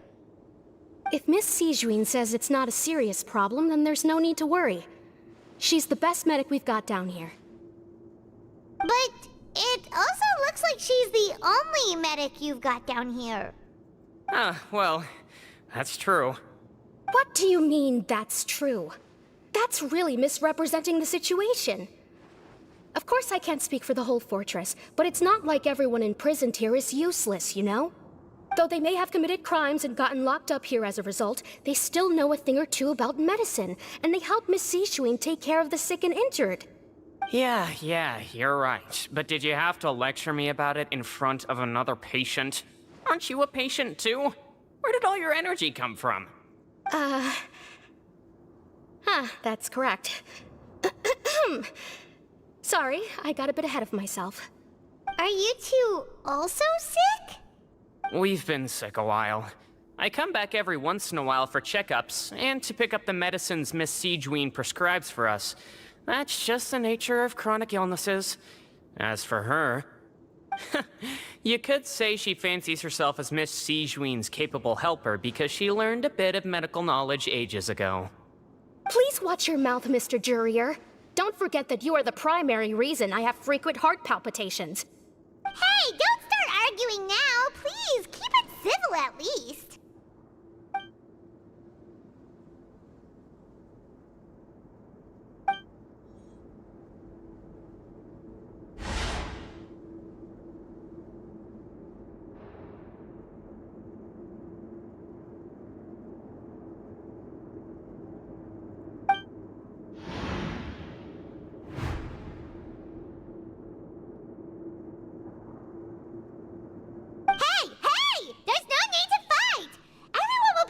Someday, so there's no need to argue over silly things like this.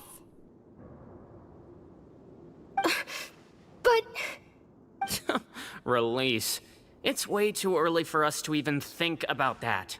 And who the heck knows if we'd even be able to continue our previous lives?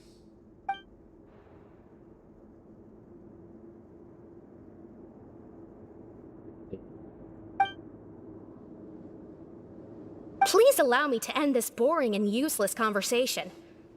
Oh, and Mr. Jurier, I don't want to see your face here again anytime soon. And same to you, Miss Lorvine.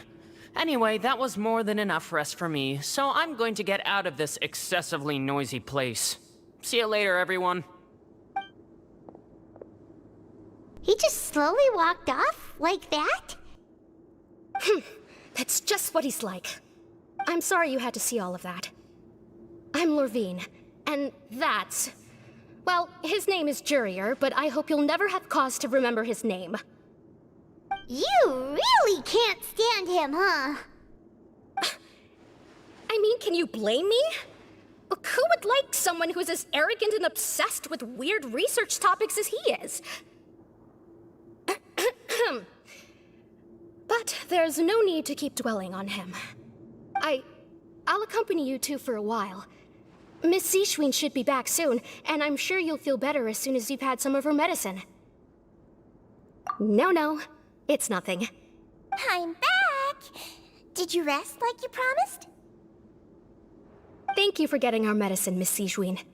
Did you all cooperate with your bed rest? I trust that nobody got up to walk around. Good. Here, this should be 2 days' worth of medicine for you. Take one pill now, and then continue your bed rest.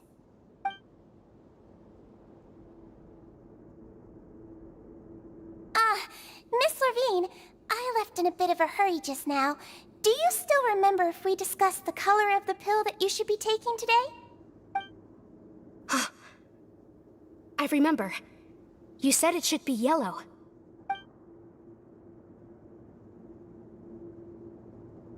Yellow, huh? I understand. These are yours. Please, make sure to go to bed early after taking them tonight. You'll benefit from a good night's sleep. All right, then I'll also be on my way now. I hope you feel better soon, too. See ya! I'm going to fill out your medical record now. You're widely known as the Traveler, right? I just want to double-check a few details, if that's all right with you. Those two made quite the commotion just now, so why don't we let the Traveler rest? Paimon can answer the questions instead. So his primary symptoms are abdominal pain with secondary symptoms of nausea. Is there anything else? That's it. All right then. Is there anything we should know besides to take the meds? No, his base constitution is quite good, so I'm sure he'll recover quite quickly after taking the medicine. Please make sure to stick to bland or less stimulating foods. And don't stay up too late at night. Doro. Got it. Paimon will hold the traveler to that for sure.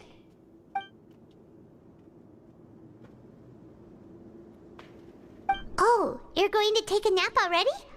Okay then, you get some rest. Okay, istirahat.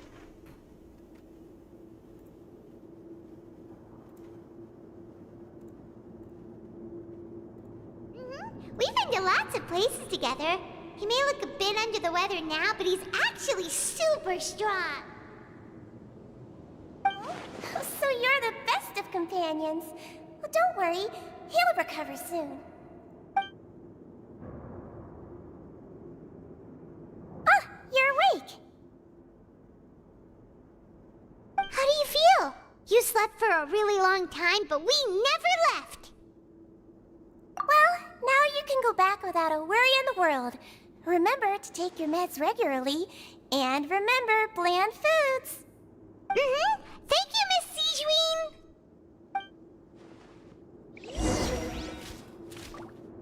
Oke, turis. Itu turis. Nah.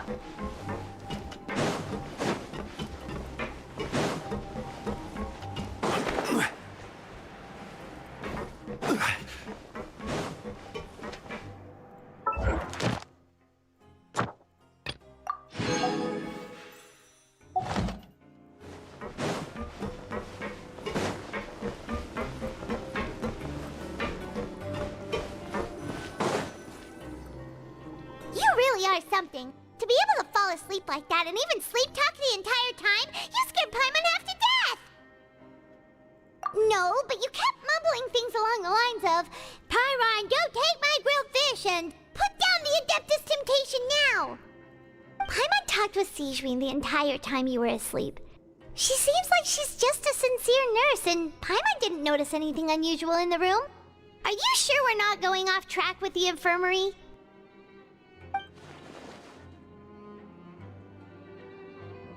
Okay.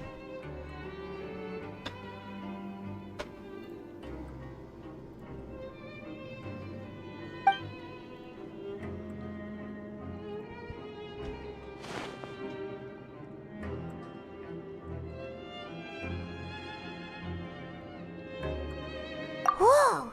You really are super thorough. All those tiny little suspicious things that Paimon didn't even pick up on.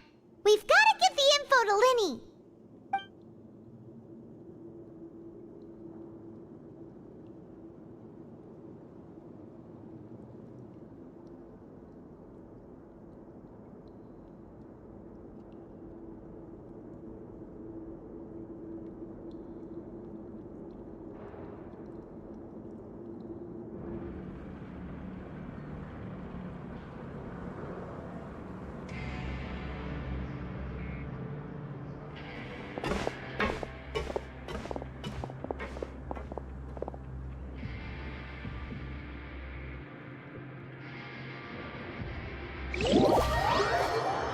Ketemu. Today's the day. Let's go meet up with Linny.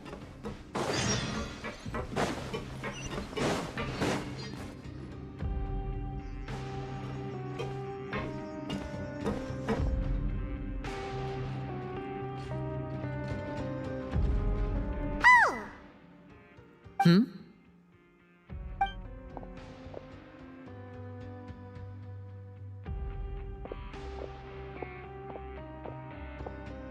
Did you two run into any trouble over the past few days?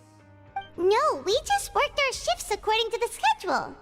Nothing weird happened. That's good. That means you didn't raise any suspicions when you infiltrated the infirmary. We've taken a look at the slip you've sent. Fremine successfully left the grounds via the pipes 2 days ago, and as of last night, Lynette has also infiltrated the infirmary after faking an illness. Wait, why is she getting involved as well? You already went above and beyond when you scoped out the infirmary. To put it more bluntly, even if we were to view that as something you did in exchange for Fremine's help, you've already done more than enough. Infiltrating a guarded stronghold is a different kind of job from a one-off investigation. We want to avoid using the same faces over and over and reduce the amount of suspicion that will fall on any given person. Lynette also felt like you have already taken the first step for us, so she should be the one to finish the job. So that's what Lynette thinks. Oh, Paimon hopes everything's going well for her. Perhaps that's true. You are both very good people, and we've come to appreciate that more than anyone else. Unfortunately, there's still one thing that could get between us, lest you've forgotten. The matter of our respective loyalties. You've mentioned before that you've had some run-ins with the Fatui. I can understand that feeling, so I assume you're just helping us out of the kindness of your hearts? Well, everyone could use some more friends. We'll be counting on you to help us in the future, too. Since I see you as friends, then it's even more important for us to protect you from any peril. Fremine and Lynette feel the same way. Glad to hear it. Then, let's go check on Lynette before Fremine returns. If everything went well, then she should be wrapping up her investigation right about now.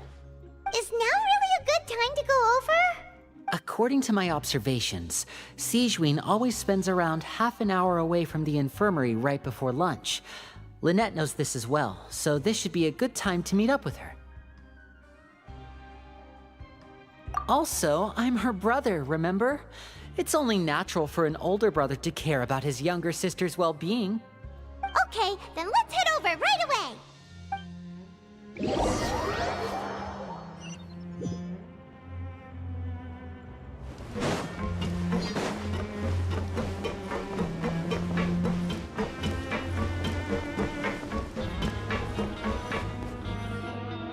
Lynette should be here right now. Huh. Strange. Lynette? As expected, Sigewinne isn't here, but why isn't Lynette here? No, Lynette rarely deviates from the plan. We agreed that if she were to make changes on the fly, she'd find a way to let me know. Unless... Let's see if there are any clues around here. We can look while we wait for her. Who knows? Maybe she'll be back soon. Okay.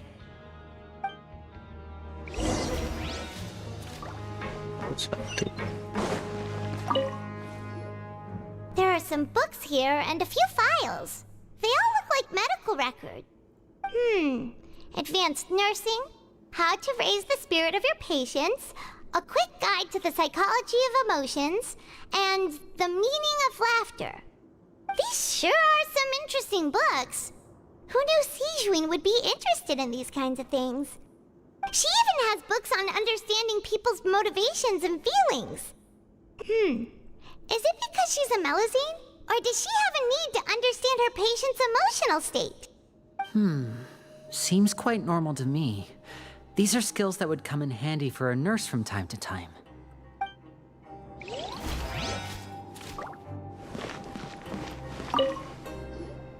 None of the beds have any signs of having been slept in, except that one over there.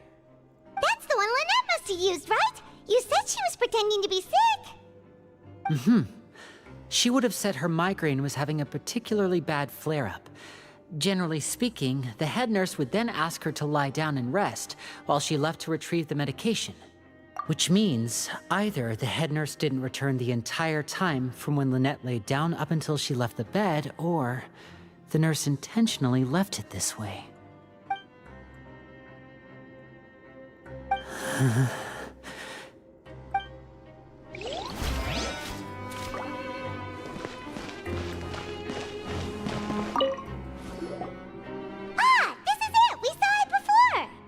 Wait, this thing? It doesn't look like it's been disguised that well.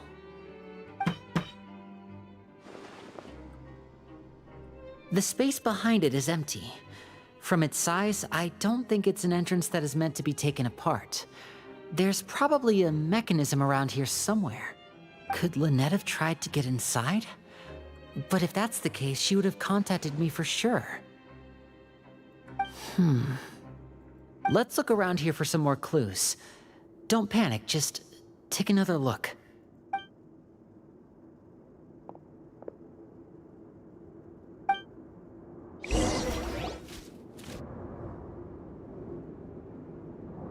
Hey, you guys, there's a slip of paper over here! A slip of paper? It's right over here, and there's a bunch written on it too. It reads, "Out of respect for your usual practices, I'll use a piece of paper or card as the medium to pass on my message. You may consider this as me giving you my best regards." This is... Is that all? The back! This is... Show me! Now!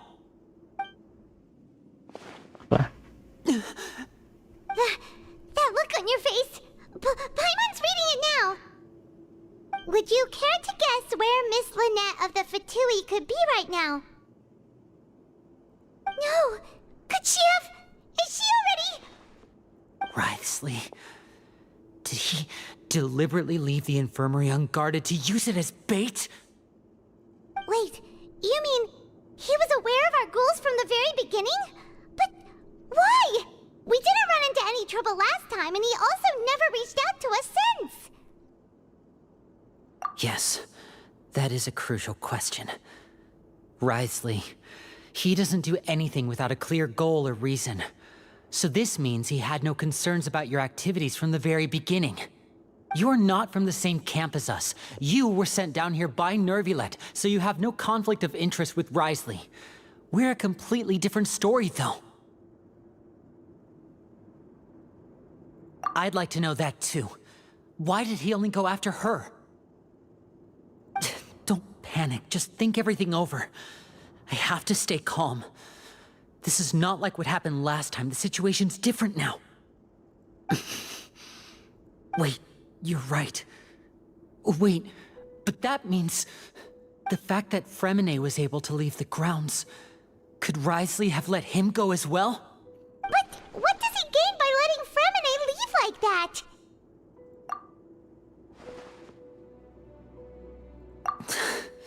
So he's challenging me and trying to provoke me, I'm sure of it. We never should have sent out Fremine. We had to go through all that trouble to find an opening to sneak him around the guards and into the pipe, and we even thought luck was on our side. If Wriothesley let him leave on purpose, then he's probably in a terrible spot now as well. Lenny's getting more and more panicked. We have to calm him down. Don't be like this, Lenny. Fremine wouldn't have left if we hadn't told you about Child. That was our fault. No, I'm the leader of this operation, and I'm the one responsible for this team. I was the one who failed to protect them. I'll go talk to Wriothesley. Hey, don't be reckless! Traveler, please talk some sense into him. I simply cannot allow Lynette to be abducted again. I have to go. I'll find a way to get them back. Ada begini. He's rushed out the door! After him! Okay, let's go.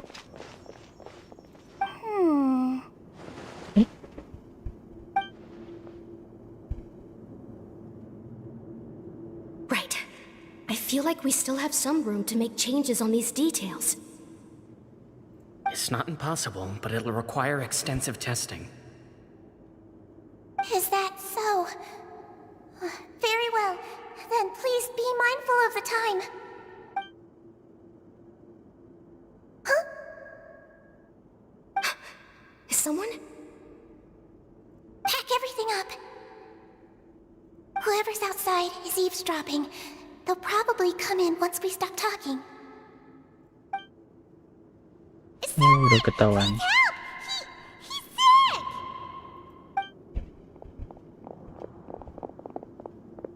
Whoa, are you okay? These two. As expected, they've already found this place. Oh, what a delightful turn of events. I like smart people, but I also like playing dumb. I like the feeling of being trusted. Oh my! What's wrong, little one? There's no need to panic. Take a deep breath before you begin. Itu udah ketahuan dari awal. Being able to read human expressions is quite the useful skill. Wait! Wait! It's no use. We have to catch up to him. He's already out of sight. How is he so fast? Let's go head him off at Risley's office.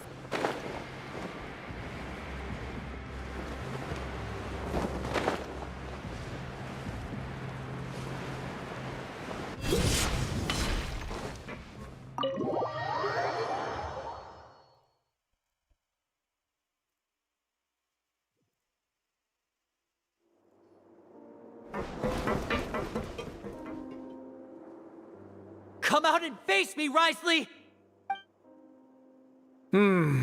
Aren't we at an administrative office space? Why don't you at least try to follow even a couple rules from the Fortress's indoor management regulations? What did you do to my sister? I ran into the young miss at the infirmary. I'd heard that she was suffering from quite the migraine, so I decided to invite her over for a cup of tea. I do have some teas in my collection that can work wonders against such an illness. Stop joking around! Where did you take my siblings? I have also heard that your performances are quite the spectacle. Miss Lynette would sometimes enter a box filled with water, only to emerge the next second from another place altogether. Maybe she'll appear behind you right now if you were to turn your head. Is he trying to trick me into turning my head? No, he's probably not looking to attack me right now. All of the hostages are in his hands, and he's even in the mood for small talk. That means Lynette is probably still alive. You knew we were investigating the infirmary from the start, so you deliberately aroused the Traveler's suspicions and baited us into continuing our investigation, just so that you'd be able to kidnap Lynette. As for Fremine, no, you probably didn't even interfere with Child's escape. You let him go, so you could purge the Fatui members that we had planted into your ranks. There was no need to do so. The Fortress of Meripede is a pretty pleasant place. Most people enjoy their lives here. The only ones who act differently are those with personal agendas. It was quite easy to identify your colleagues. You removed our original members and spread the news of Child's escape so Father would assign our team to come down and investigate. Fremine has also fallen into your hands, right? If you're oh so omnipotent and so in control, why would you need hostages? One correction. Lynette is in my hands right now, but Fremine is not. He's not? What do you really want? Lenny! Oh, wonderful. Everyone is here, so I'll only need to say this once. Thank you so much for cooperating with me. Eager and to the point, I see. Alas, only Miss Lynette is currently having a cup of the Fortress's finest tea. Although, as per your original plan, Mr. Fremine should also have returned to the Fortress by now. But he has neither shown up within my gates, nor has he been taken into any kind of custody. So where do you think he may be right now? Wait, you can't mean you locked him outside in the sea? I closed the Fortress's gate to the outside world. That's all. Fremine's a star diver, so he should be fine, right? No, we're still here, so he definitely tried to find a way to come back for us. So we can't assume he might have made a break for the surface. But why would I do this, you may be asking? To have an audience with you, of course. My intel tells me that Mr. Linney is a great magician, so it's only natural for me to want to have some cards of my own when it comes to negotiating. Besides, I do recall you mentioning to Miss Lynette that you've always wanted to have a face-to-face meeting with the Lord of the Fortress of Meripede, regardless of whether it was in a personal or a professional capacity. Well, you got your wish. So, you've been keeping tabs on us before we even set foot in the fortress. Some of my folks just happened to hear a thing or two, that's all. In any case, I will be straight with you. I was willing to play dumb and turn a blind eye, so we had a pleasant few days playing games together here. But once you started focusing on the Forbidden Zone, all of that changed. Mr. Linney, the cards are stacked against you right now. Miss Lynette is in my hands, and Mr. Fremine is still slowly being pickled out there in the brine. You know just as well as I that he cannot last out there forever. You need do but one thing to guarantee their safety. I would like you to contact your superior, and ideally invite her over for a cup of tea with me. You want to see Father? But why should she bother giving you an audience? Well, if she cares for the well-being of her dearest children, she should have plenty of motivation to join me for a parents' evening.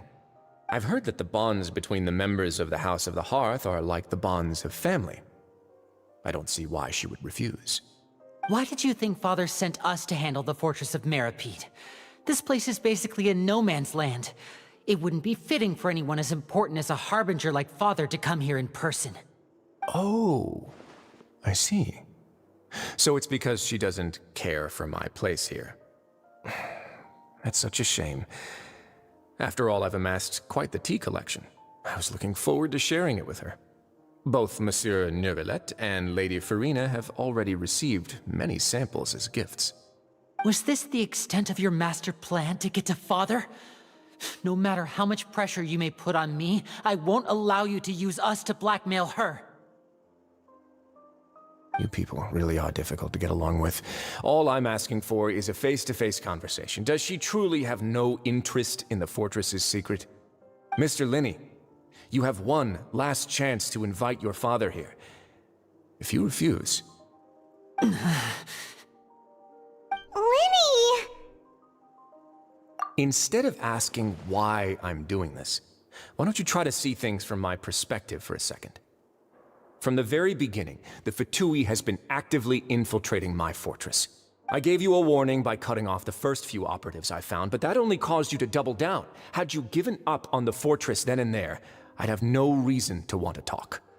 Mr. Fremenet left the fortress on his own, and Miss Lynette tried to pry out my secrets right in front of me. No matter how you look at it, the responsibility for this falls on you. I shouldn't ask Father to do anything because of us. 6, 5... Wait, 2, 1. Time's up. It really is a shame, Mr. Linney. Risley! Negotiations have broken down. Please leave, ladies and gentlemen. It's time for my afternoon tea. Yeah, listen to the Traveler. If you can't talk to Linny, can you at least talk to us? You do realize that I'm only letting you go because of Neuvillette, yes? You're here helping him out, and I've already done my best to stay out of your way. But that doesn't mean you can just do whatever you want. The fortress may be small and remote, but it still has its own set of laws. Then how about this? Those who are capable deserve respect. You've spent quite some time investigating my home turf by now, so why don't you tell me a thing or two about what you found, I'll ask you 3 questions. Answer all of them correctly, and I'll agree to your request. Question 1. Regarding the hidden rules of the production zone, what is the truth behind the one about not being allowed to work for 3 days in a row?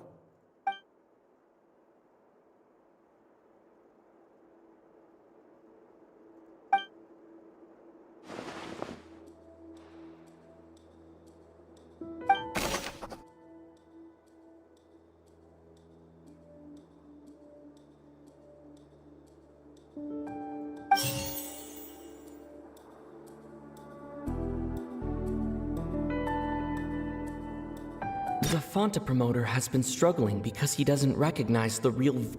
Fonta's internal reports...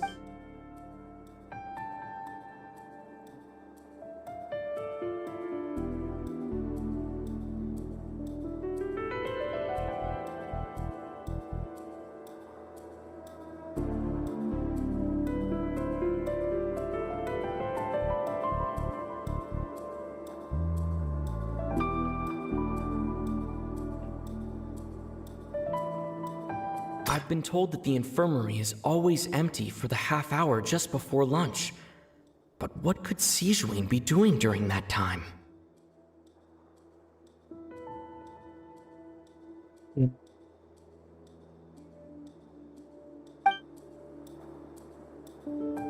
We often see Miss Sijuin observing the prisoners at work near the production zone.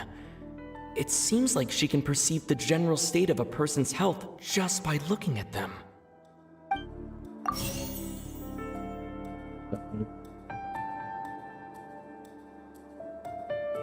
I've been told that the infirmary is all... The research notes said that the Melusine... Alright.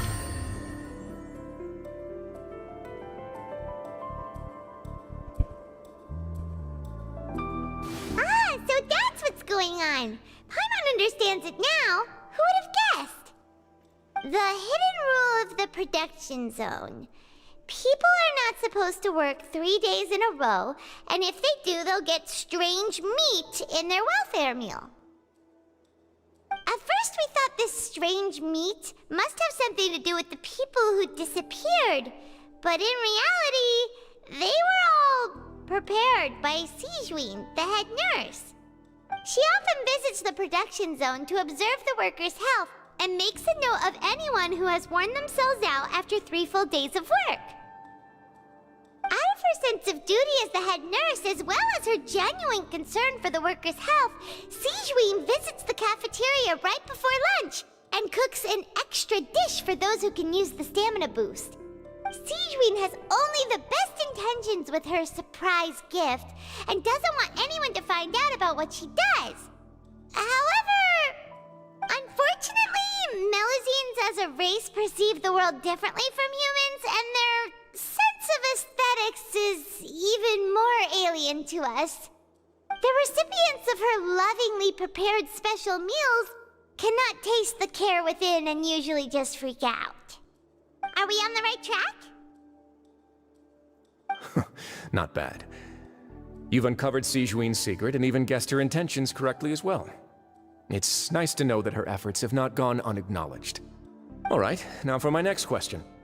There are also some hidden rules in the Pancration Ring, including the one that you're not allowed to support both sides of a fight. Why is that?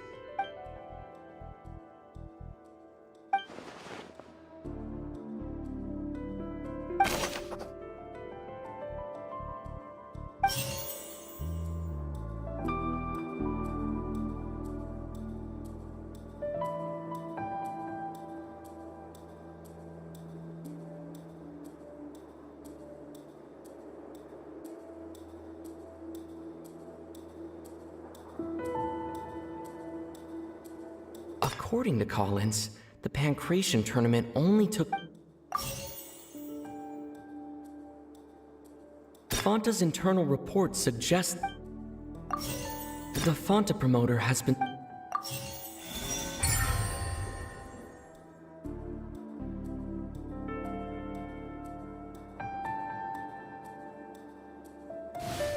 Paimon gets this rule too now, so there really was nothing to be afraid of. That hidden rule of the Pancration Ring is about how, people are not supposed to bet on both boxers at the same time. And if they do, they'll receive a package containing a strange, blood-colored liquid. People get scared when they see it because they've subconsciously begun to associate it with the missing boxer. But really, it's just a bottle of the latest yet-to-be-named and packaged new Fanta trial product. A blood-red drink. It's no wonder even Fanta's own staff were questioning the company's decision-making. The company, facing backlash from its own staff, decided to try to trial the product on a smaller scale, to see how it might be received by customers. They came to the fortress of Meropide and offered to sponsor the Pancration tournament so they could push their new product. But the Duke completely refused to even entertain the idea. The Duke, knowing how valuable coupons are in the fortress, knew that only total idiots who didn't understand their true value would bother buying a Fanta product here. And so, only those who proved their stupidity by being dumb enough to bet on 2 opposing sides of the same match were selected to receive the drinks. I acknowledge the effort you've put into bringing the truth of this mystery to light. Although, based on your description, that Fanta promoter is a bit too careless with his words, I may just reconsider my collaboration with the company. All right, and here's the final question. What's the secret behind our head nurse and all of her patients in the infirmary?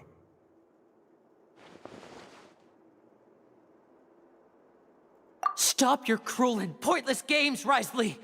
You know that we haven't finished our investigation, so there's no way we can answer the last question.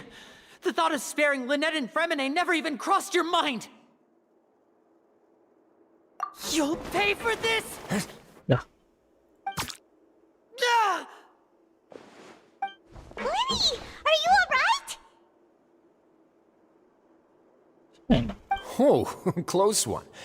I owe you, Sigeween. That was a fantastic shot. It was nothing, Your Grace. Sigeween? Though this gun may look like a toy, it's actually fully functional, as I just demonstrated. Sigeween... You... Not at all. I am merely a resident of the fortress, and thus protecting it is my duty. When Monsieur Nervulette asked me to come here, he told me that my job would be to take care of the well-being of everyone here. I am merely discharging my duties. But if you mean what you just said, then isn't Linny someone you should be looking after as well? Isn't he a resident here just like the rest of us?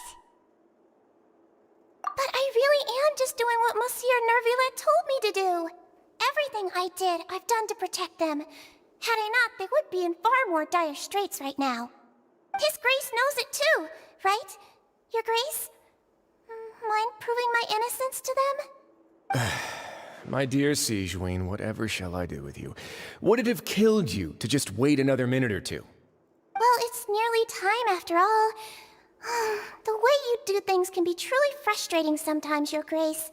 I figured I should try to talk some sense into you. What are you talking about? What time? Take me if you want.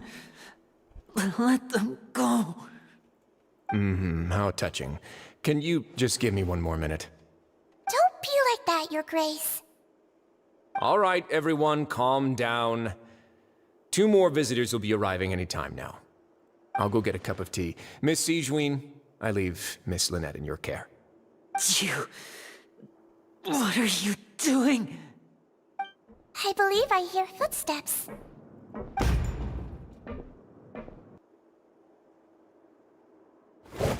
Some space, please. Chlorine? Ah, Miss Clarande. My door. Fremine... Fremine... What's going on? What is Clarande doing here? Work. What? I'm sorry about shooting you, Mr. Linny. The tranquilizing effect will begin to wear off soon. Please take it easy in the meantime, though. What happened to Fremine? Wasn't he diving just outside of the fortress? Why is he looking like this?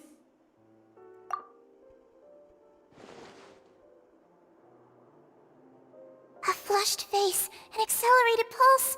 He must have consumed primordial seawater.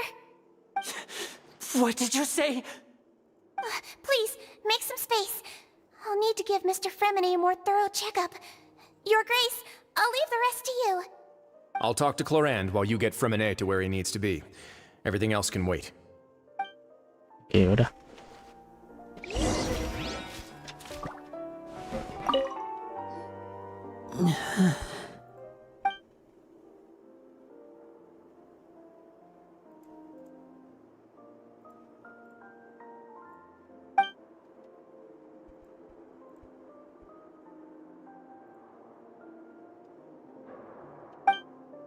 How is he?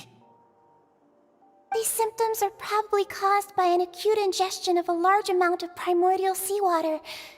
Still, his condition is not critical. Of course, it would be best if he stayed for further observation. Let's leave him here for now, and move him to the infirmary once he's recovered a bit more. Sorry. I am aware that the infirmary may not be your favorite place in the world at the moment. We do only have a single clinic in the fortress, however. Why would he ingest a large amount of primordial seawater after leaving the fortress? How could that possibly happen? Please, look after Mr. Fremine for the moment. I'll go fetch some medicine and a respirator. Oh, I'll bring Miss Lynette back with me. Where is she? How is she right now? Oh, she just took a nap in an empty room after I tranquilized her. If my calculations are correct, she should also be waking up right around now. You might not believe me, but His Grace and I actually made some snacks and tea for her.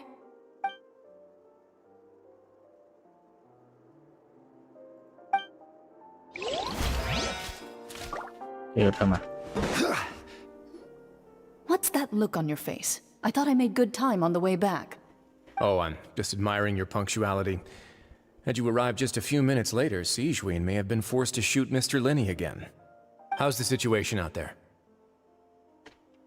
The water has changed. It's pretty much as expected. The concentration of primordial seawater has increased significantly. I was only out there a short time, so it wasn't too bad. But if one were to stay for any significant amount of time... well, you can see how that boy's doing. Where was he when you found him? The abandoned zone at the end of the pipes. A good distance into the water. Closer than I thought. He must have recognized it early on and tried desperately to swim back. Locking the door was necessary. I don't think we could have saved two. Well, I did try to convince him that I had my reasons. Never seems to work, though. It would probably work on Neuvillette. He has a knack for picking out who had good intentions, even when the outcomes were all terrible. That's a bad sign if you're having to plead your case to Neuvillette. Want some tea? Not particularly. If you want to drink some that badly, just say so. Fine, I'd like to get some tea. Want me to get you a cup too, since I've already made it? Might as well then, I suppose. Actually, do you have a towel? I would like to dry my hair.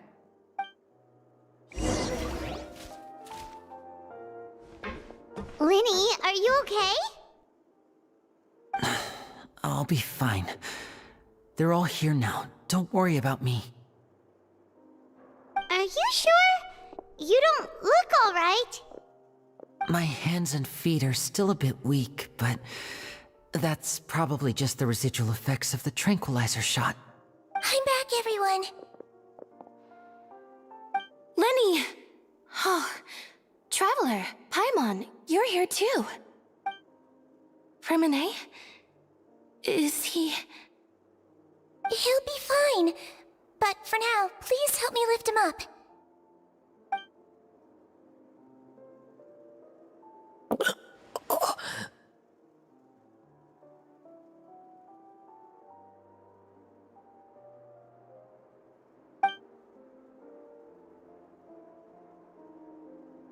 His breathing's beginning to slow down. Give me a hand and help me get him to the infirmary. Yeah, I'll take him from this side. Lynette, together? On it. Traveler, you seem pretty worried about him. Want to come with us? The Duke and Clarande are gone. They probably went to get some tea. The Duke will explain the truth in just a bit. Miss Clarande will need a break, since she only just returned from rescuing Freminet out of the sea.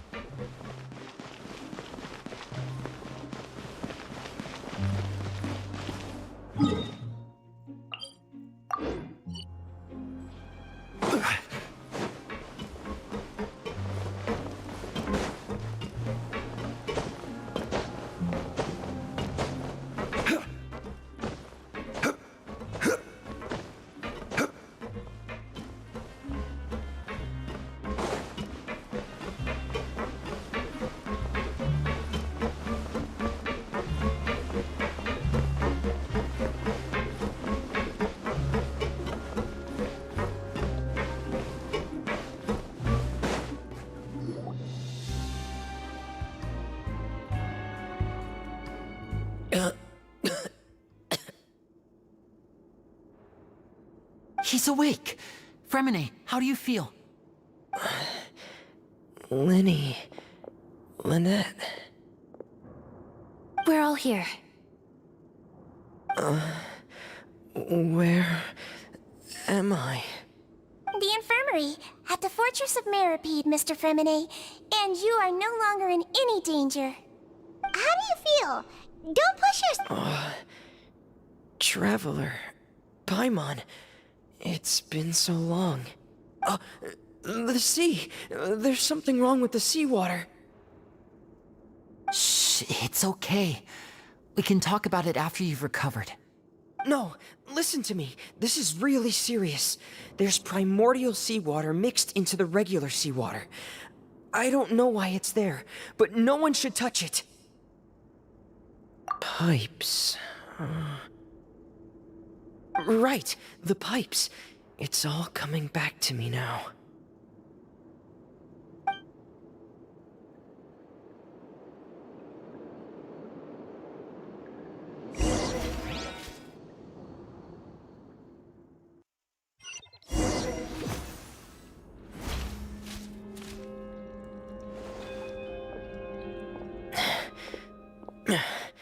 I'm in.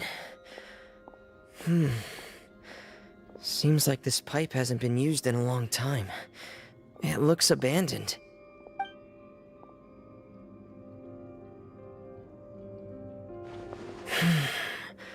Where could Master Child be?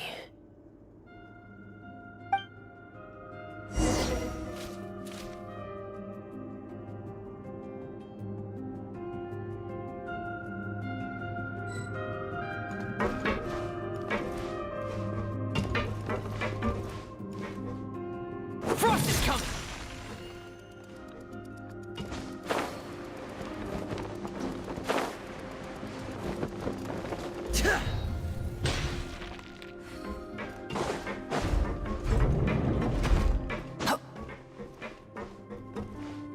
Huh. This mechanism looks like it's been tampered with. Could he have done it?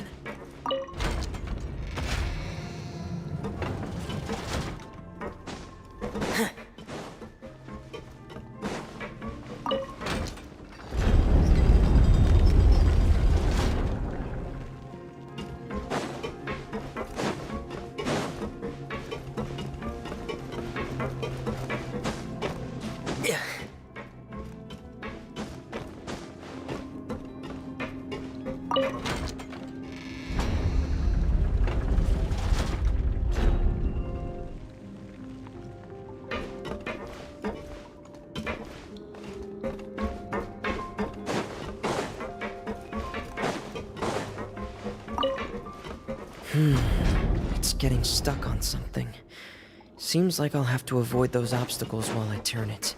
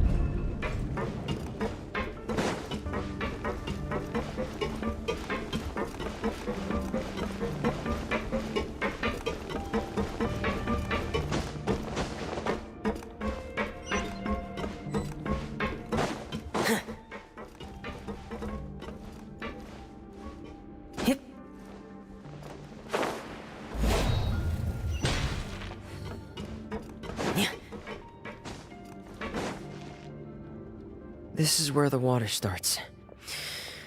Okay. Master Child probably dived into the water. I'll go take a look as well.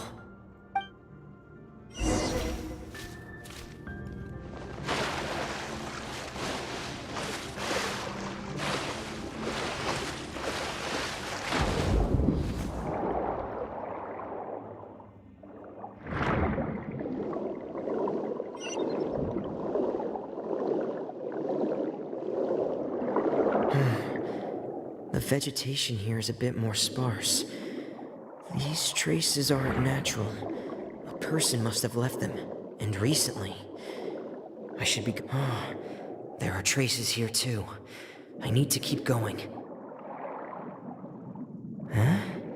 The traces are gone. But I don't see where he could have gone from here. Wait. What the...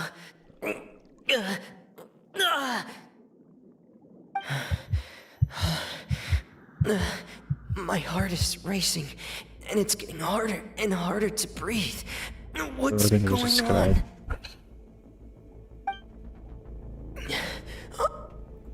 No good. I have to get back. They still don't know anything about what's going on. If I turn back right now, I should still be able to make it. Come in.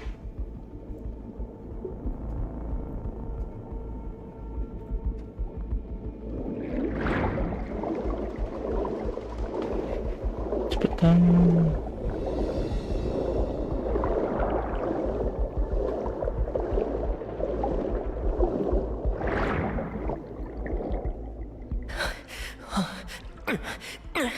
I can't die here.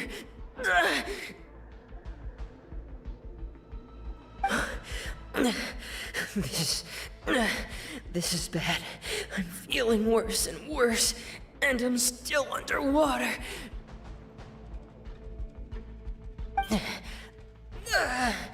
I have to push on. Ya. Ini sana.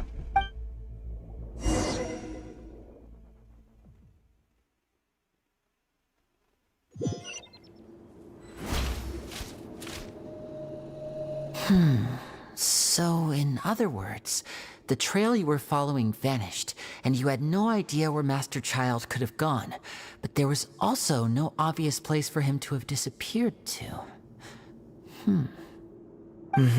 That's right. I tried my best to swim back, but I had already put some distance between myself and the fortress, and I just couldn't find the strength to keep going. I probably passed out some time after that, and you know the rest. Miss Clarande brought you back, but we also don't know why she just suddenly appeared at the fortress, or why she went out to save you. Miss Clarande, you say? I must go thank her in person. You're still too weak for Monet. You can go after you've had some more rest. Miss Lynette is right. I believe Miss Clarande will stay here as a guest for another few days, so there's no need to hurry. A guest? Then I can assume Risley was the one who invited her to come down here? You should ask His Grace about that. He'll be able to explain better than me. Yeah, it's about time he actually told us what's going on. Wanna come with us, Lenny? No, please go on without me. I don't want to leave just yet. Lenny. The logical part of my brain is aware that we're safe right now, but I still can't bring myself to leave. Both of you are just in danger. Understood. Then let's just sit together for a while. In that case, I'll leave the infirmary to you. The Traveler and I are going to head out for now. As long as you stay in here, I don't think you'll be disturbed. Thank you.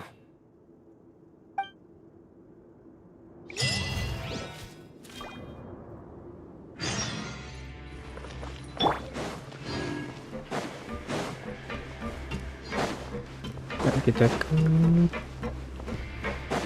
itu.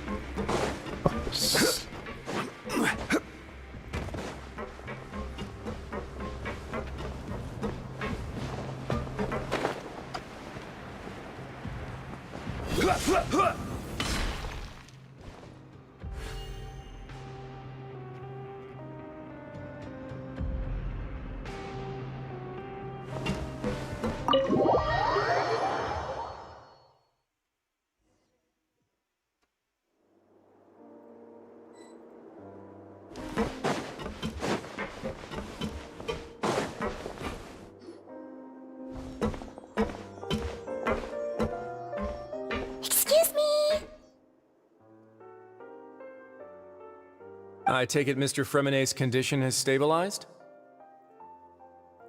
Of course! I wouldn't have left the infirmary otherwise. I've been expecting those two, but might I inquire as to the purpose of your visit, Miss Siegeween? I wanted to check up on Miss Cloran. How are you feeling? Mostly fine, I think. If you don't mind, I'd like to perform another quick physical exam. It'll just take a few minutes. All right. Thank you for looking out for me. I'll take my leave for now, then. Well, want to explain yourself, Risley? Of course, but I'm not partial to the word choice of explain. How about enlighten?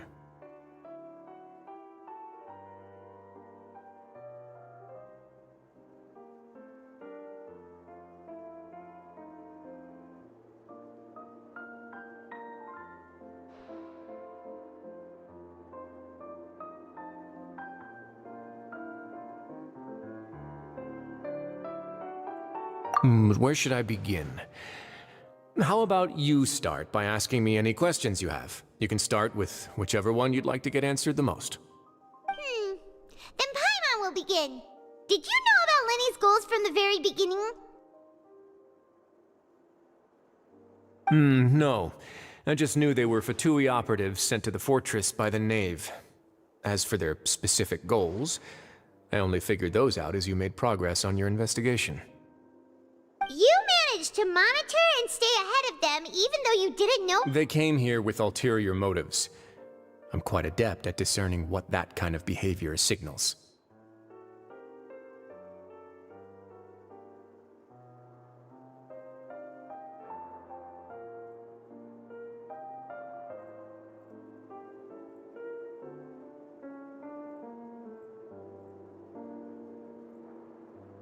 Initially, I thought their goal was just to investigate Child's disappearance.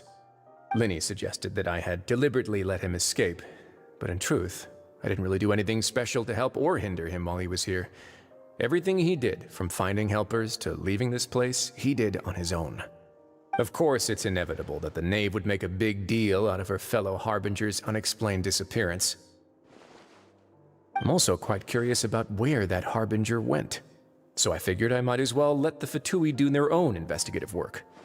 All I care about is the answer. So you were hoping Lenny's group would just do your work for you!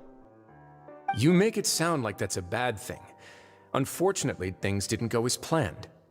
I assume that Fremenet has told you already, the ratio of primordial seawater around the fortress of Meripede is on the rise. The Forbidden Zone has always been Lenny's target, and you got roped into that investigation after running into him. I began to intervene out of concern for your safety, and also to prevent the fortress from becoming entangled in more irksome matters. Are the rumors true? That you're also a former criminal? Now, why would you put it like that? Isn't staying here all day and serving as the manager of the fortress a kind of sentence unto itself? Another form of prison? I just happen to have some support from the rest of the inmates. That's all. Oh, right! Paimon wanted to ask, who invited Cloran down here? Me, of course.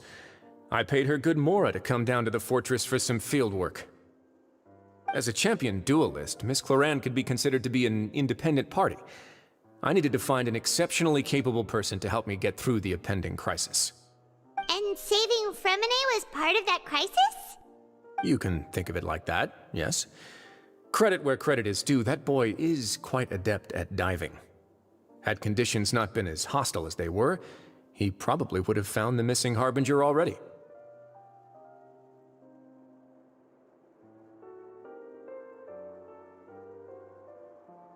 That's not something you should be asking after. Neuvillette only asked you to investigate Child's whereabouts. All I need to prove to you is that the Forbidden Zone had nothing to do with the Harbinger's disappearance. That should be clear now that you've spoken to Fremenet. But we've already uncovered that there's something wrong with the infirmary, and we've answered a bunch of questions that you threw at us. Isn't it about time that you answer our last question in return? You make a compelling case. Do you really want to know the answer that badly? Yeah, Paimon really wants to Even if the truth may not be pleasant?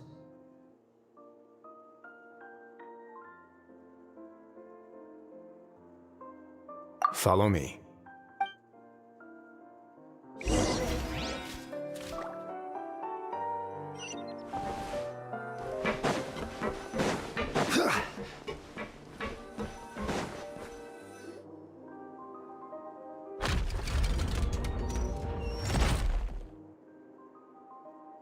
There's a hidden door here? And a whole basement behind it? Huh. You're pretty good at hiding stuff, Risley. It seems you've forgotten just what kind of place the Fortress of Meripede is.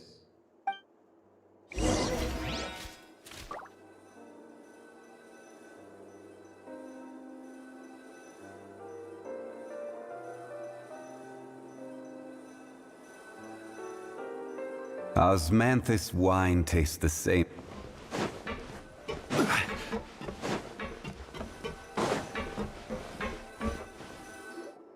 Stand on the central plate.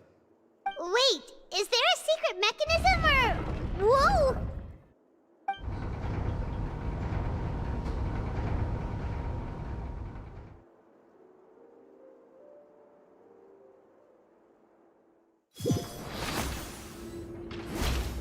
So, this is the Forbidden Zone? Honestly, for a place so well hidden, Paimon sure doesn't see anything special. What a huge door! There are 3 such isolation gates in total. Generally speaking, I'm the only one who's allowed to go inside. Hence the name Forbidden Zone. Am I correct to assume you're going to run on back and tell your little Fatui friends everything? Well, Paimon wasn't thinking of keeping anything from them.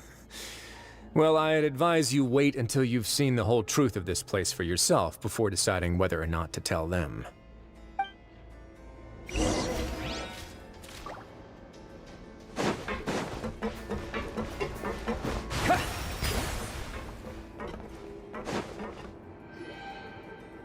Huh. So there's a switch on the side. Stand back.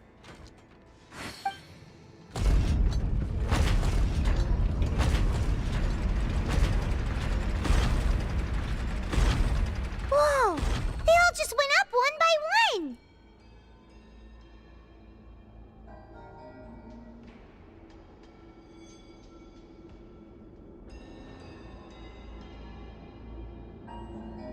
Go on, have a look.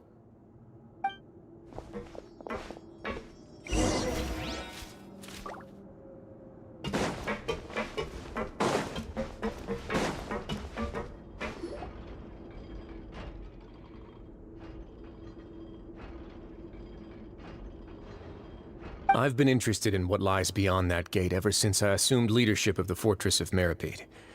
Of course, it would be unwise to recklessly open it, but it'd also be risky and negligent to simply ignore any potential danger that could be behind it.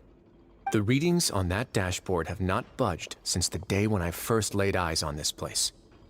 But over the past year, the needle has crept upwards from its original position, likely because some parameter it's been tracking has changed, if only infinitesimally.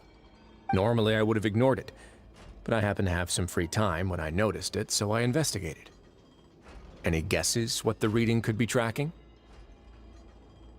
Very reasonable guesses. I've considered both of those as well.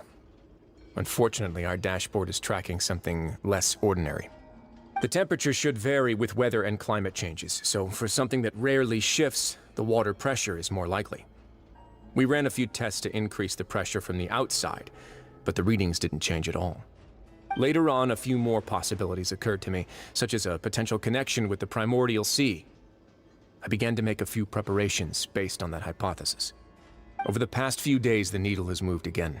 With that, and the symptoms that Fremine displayed after leaving the fortress, I can now confidently conclude that the readings represent the concentration of primordial seawater in the seawater nearby. The concentration of primordial seawater? But we're already under the sea! And that is precisely the problem. We're at the bottom of the sea, and now we're surrounded by toxic seawater. Somehow, primordial seawater got mixed in, and the concentration is steadily rising.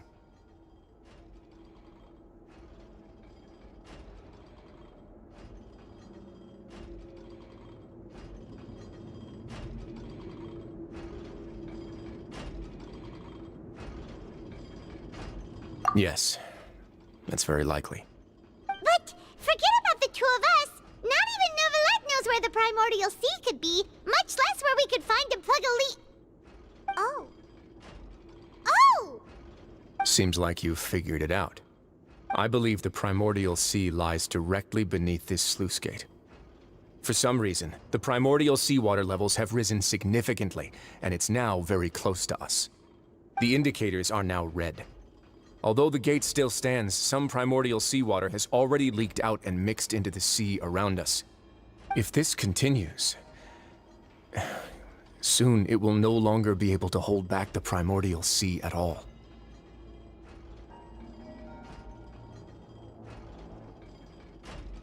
Yeah, you know what the legends say.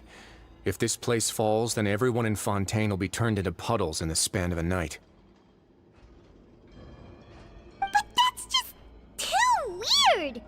Why would the Fortress of Meripede be built right above a sluice gate for the primordial sea?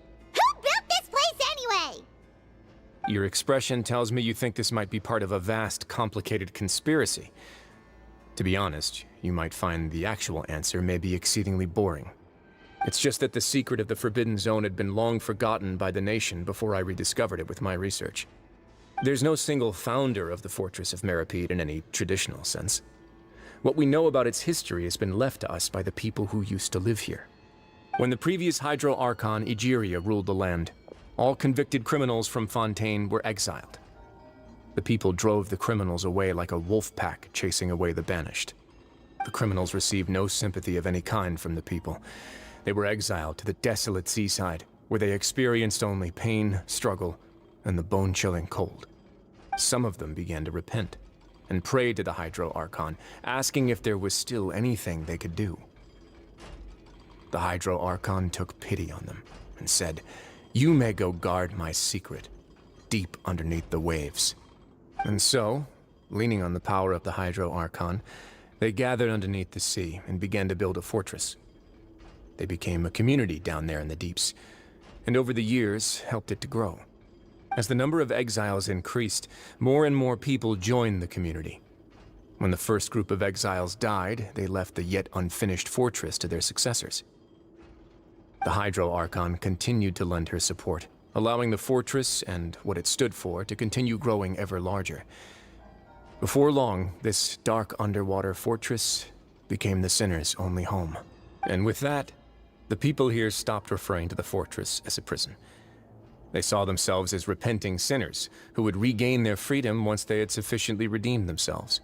But as time went on, people also realized that the fortress was a lonely place. Once they had gotten used to life here, they could no longer feel comfortable living in the overworld.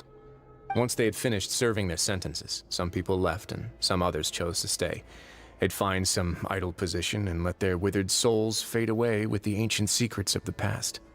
After many, many centuries, few people still remember the reason for the fortress's founding. Now they just see it as an integral pillar of Fontainian society, as the place where criminals deserve to be sent. Now and again, researchers manage to break one law or another and live out their days in the fortress. I learned all this from an elderly historian. Everyone else just thought he'd made it all up. But now you know every part of that history is true. Indeed. It's just as the prophecy says. If this gate fails, then everyone will be dissolved into the sea. To be frank, not really. But sadly, that hasn't stopped this prophecy from proving all too accurate. Prophecies are troublesome things. Just hearing one will create the first wave of panic. Seeing signs of it will bring about the second, and actually witnessing it in real time, the third. Let's go somewhere else.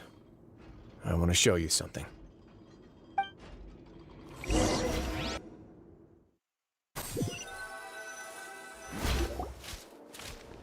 This is it.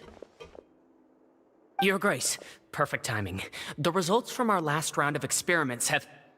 Wait, Jurier, he's not alone! Huh? Lorvine and Jurier? No need to panic, you two. I've already told them about our plan. What? After you warned us not to tell a single soul about any of this? I'm skeptical as well. Are you sure they are trustworthy? The results speak for themselves, don't they? These two may already know more than you could ever imagine. All right then, if your grace insists. They seem harmless enough, so I'll trust them for now. Well, how about some reintroductions? This is Jurier, one of the highest-ranked researchers from the Fontaine Research Institute. He used to work under Edwin. I trust that you've heard of Edwin? Good. Saves me a bit of time explaining. Edwin's main areas of research were archium and gravimeters. As his assistant, Jurier is quite familiar with them as well. I hired him to be my technical consultant. You want to blow up the fortress of Meripede? Ah, what a lovely idea. I'm already imagining it in my head. Gotta admit, I'm tempted as well. Guys, focus! Focus! That taskmaster over there is Miss Lorvine, and is also one of my technical consultants. While Jurier used to be Edwin's assistant, she used to be Jurier's assistant. Ooh, are they together? See, everyone keeps asking this question. Are you too sure you're not a couple and just using your work as a convenient cover? Your Grace, I am not in a relationship with this man. If I dated her, I'd officially be madder than Edwin. Jeez, forget I said anything then. Follow me. Whoa, there's another door that goes right up. Your constant amazement makes it seem like the fortress can do anything. But Paimon really thinks everything's super cool.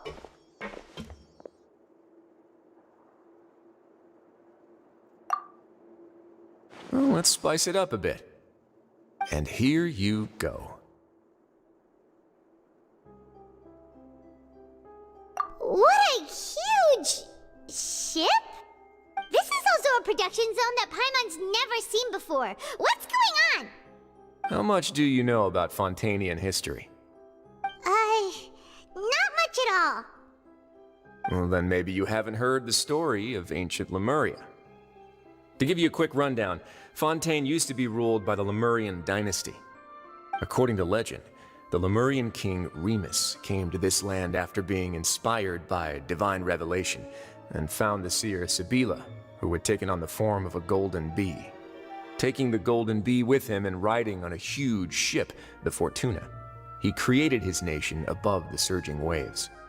He called his nation Lemuria and used the Fortuna to incessantly search for new tribes and islands, calling on them to join his empire. There's a ship in this story too? Where there's water, there'll be ships. People believe that hope can always be found at the end of a voyage. Do you believe that too? To a point, I think. As you've already seen, I have a whole factory's worth of labor, materials, and technology at my disposal. Certainly can't hurt to give it a try. So the moment I began to speculate that the Primordial Sea might lie underneath the gate, I also began this project.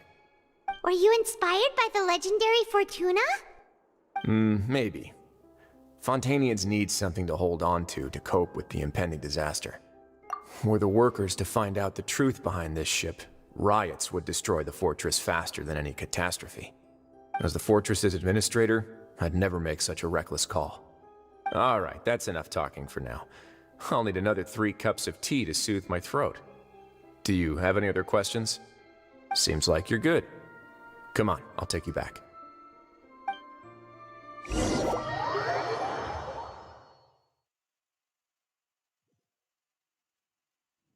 I'll leave you here for now. Oh, thank you so much. No worries. But don't forget, it's up to you whether or not you want to share what you just saw. What you do from here on out will likely affect those 3 as well.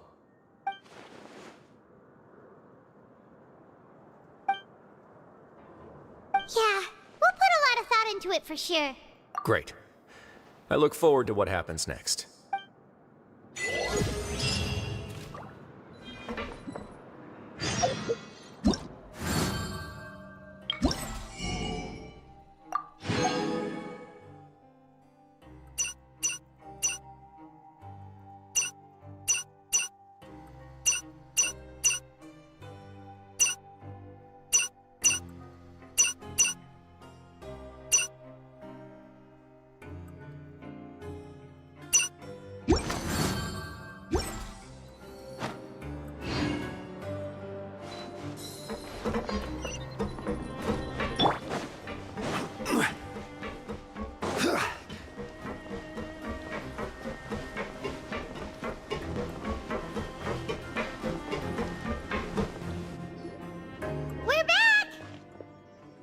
Welcome back. Do you want a cup of tea? How can you be so much like Risley, always drinking tea? Huh. Actually, now that you mention it, I just remembered something now. While I was sedated, I could still barely hear two people talking next to me. They were discussing everything, from the leaves to the water and even the teacups themselves. Must have been Risley and Sijwin. Yeah, I heard one male voice and one female, so it should have been the two of them. They really were just talking about brewing tea. I really can't make sense of this place. So, Traveler, Paimon, were you able to learn anything from Risley? Yeah, he explained everything. Very well. Then, would you mind checking your answers against my speculations? Yeah, I took the time to rest, so I'm feeling a lot more relaxed now. Nobody else is around, and Miss Sijwin is also busy with something or other, so let's just talk here. All right, then I'll posit my theories. I asked myself 3 questions. Firstly, why was Fremine affected by the primordial seawater? It was because he dove into the sea. My theory is, the long-lost primordial sea is probably very close to the fortress of Meropide. Ooh, he's good. He got that right on the first try. That's our Lenny. Secondly, Risley's attitude changed dramatically during the course of our stay here. He ignored us completely at first, then suddenly roadblocked us. Why? I spent quite a long time thinking about this. If he has been monitoring the Fatui since the very beginning, he probably ignored us at first because he was hoping we could find Master Child for him. What's more, the Fortress of Meropide is not part of Fontaine's court system, nor does it report to Udex Nervulet. Risley, as long as the fortress doesn't do anything about Master Child's, if I had to guess, he probably has something that he's working on himself. It's likely related to the secret of the infirmary, but I just can't think of what it could be. You're super smart! Thanks so much.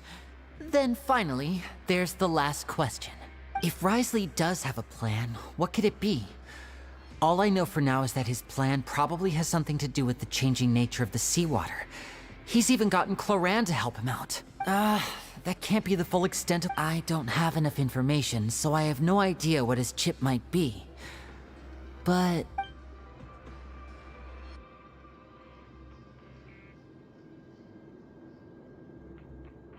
I can't believe it. The sea will engulf everyone. Just like the prophecy said. Could Risley have wanted to meet Father to figure out a way to deal with this crisis?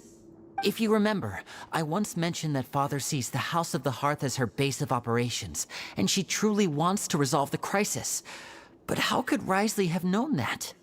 Or perhaps he didn't know, and just wanted to bring Father over to his side?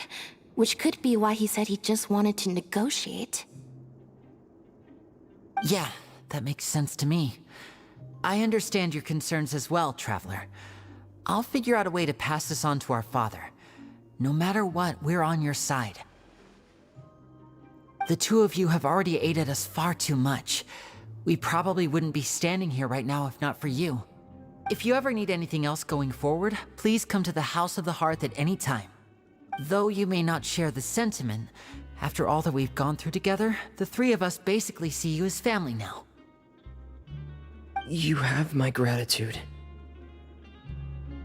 Thank you for protecting Lenny when it really mattered. And thank you for sharing the secrets of the fortress with us. We didn't think you were going to do it. Why are you being so formal all of a sudden?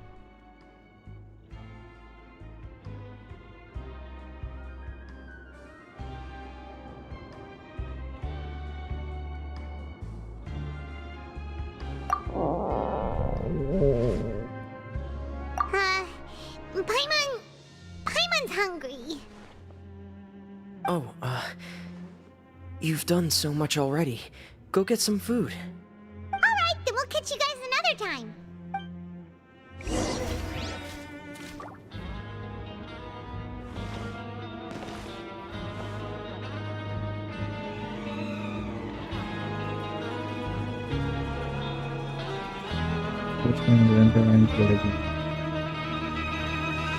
Genshin is Forest namatin. Osmanthus wine tastes the same as I remember. See you.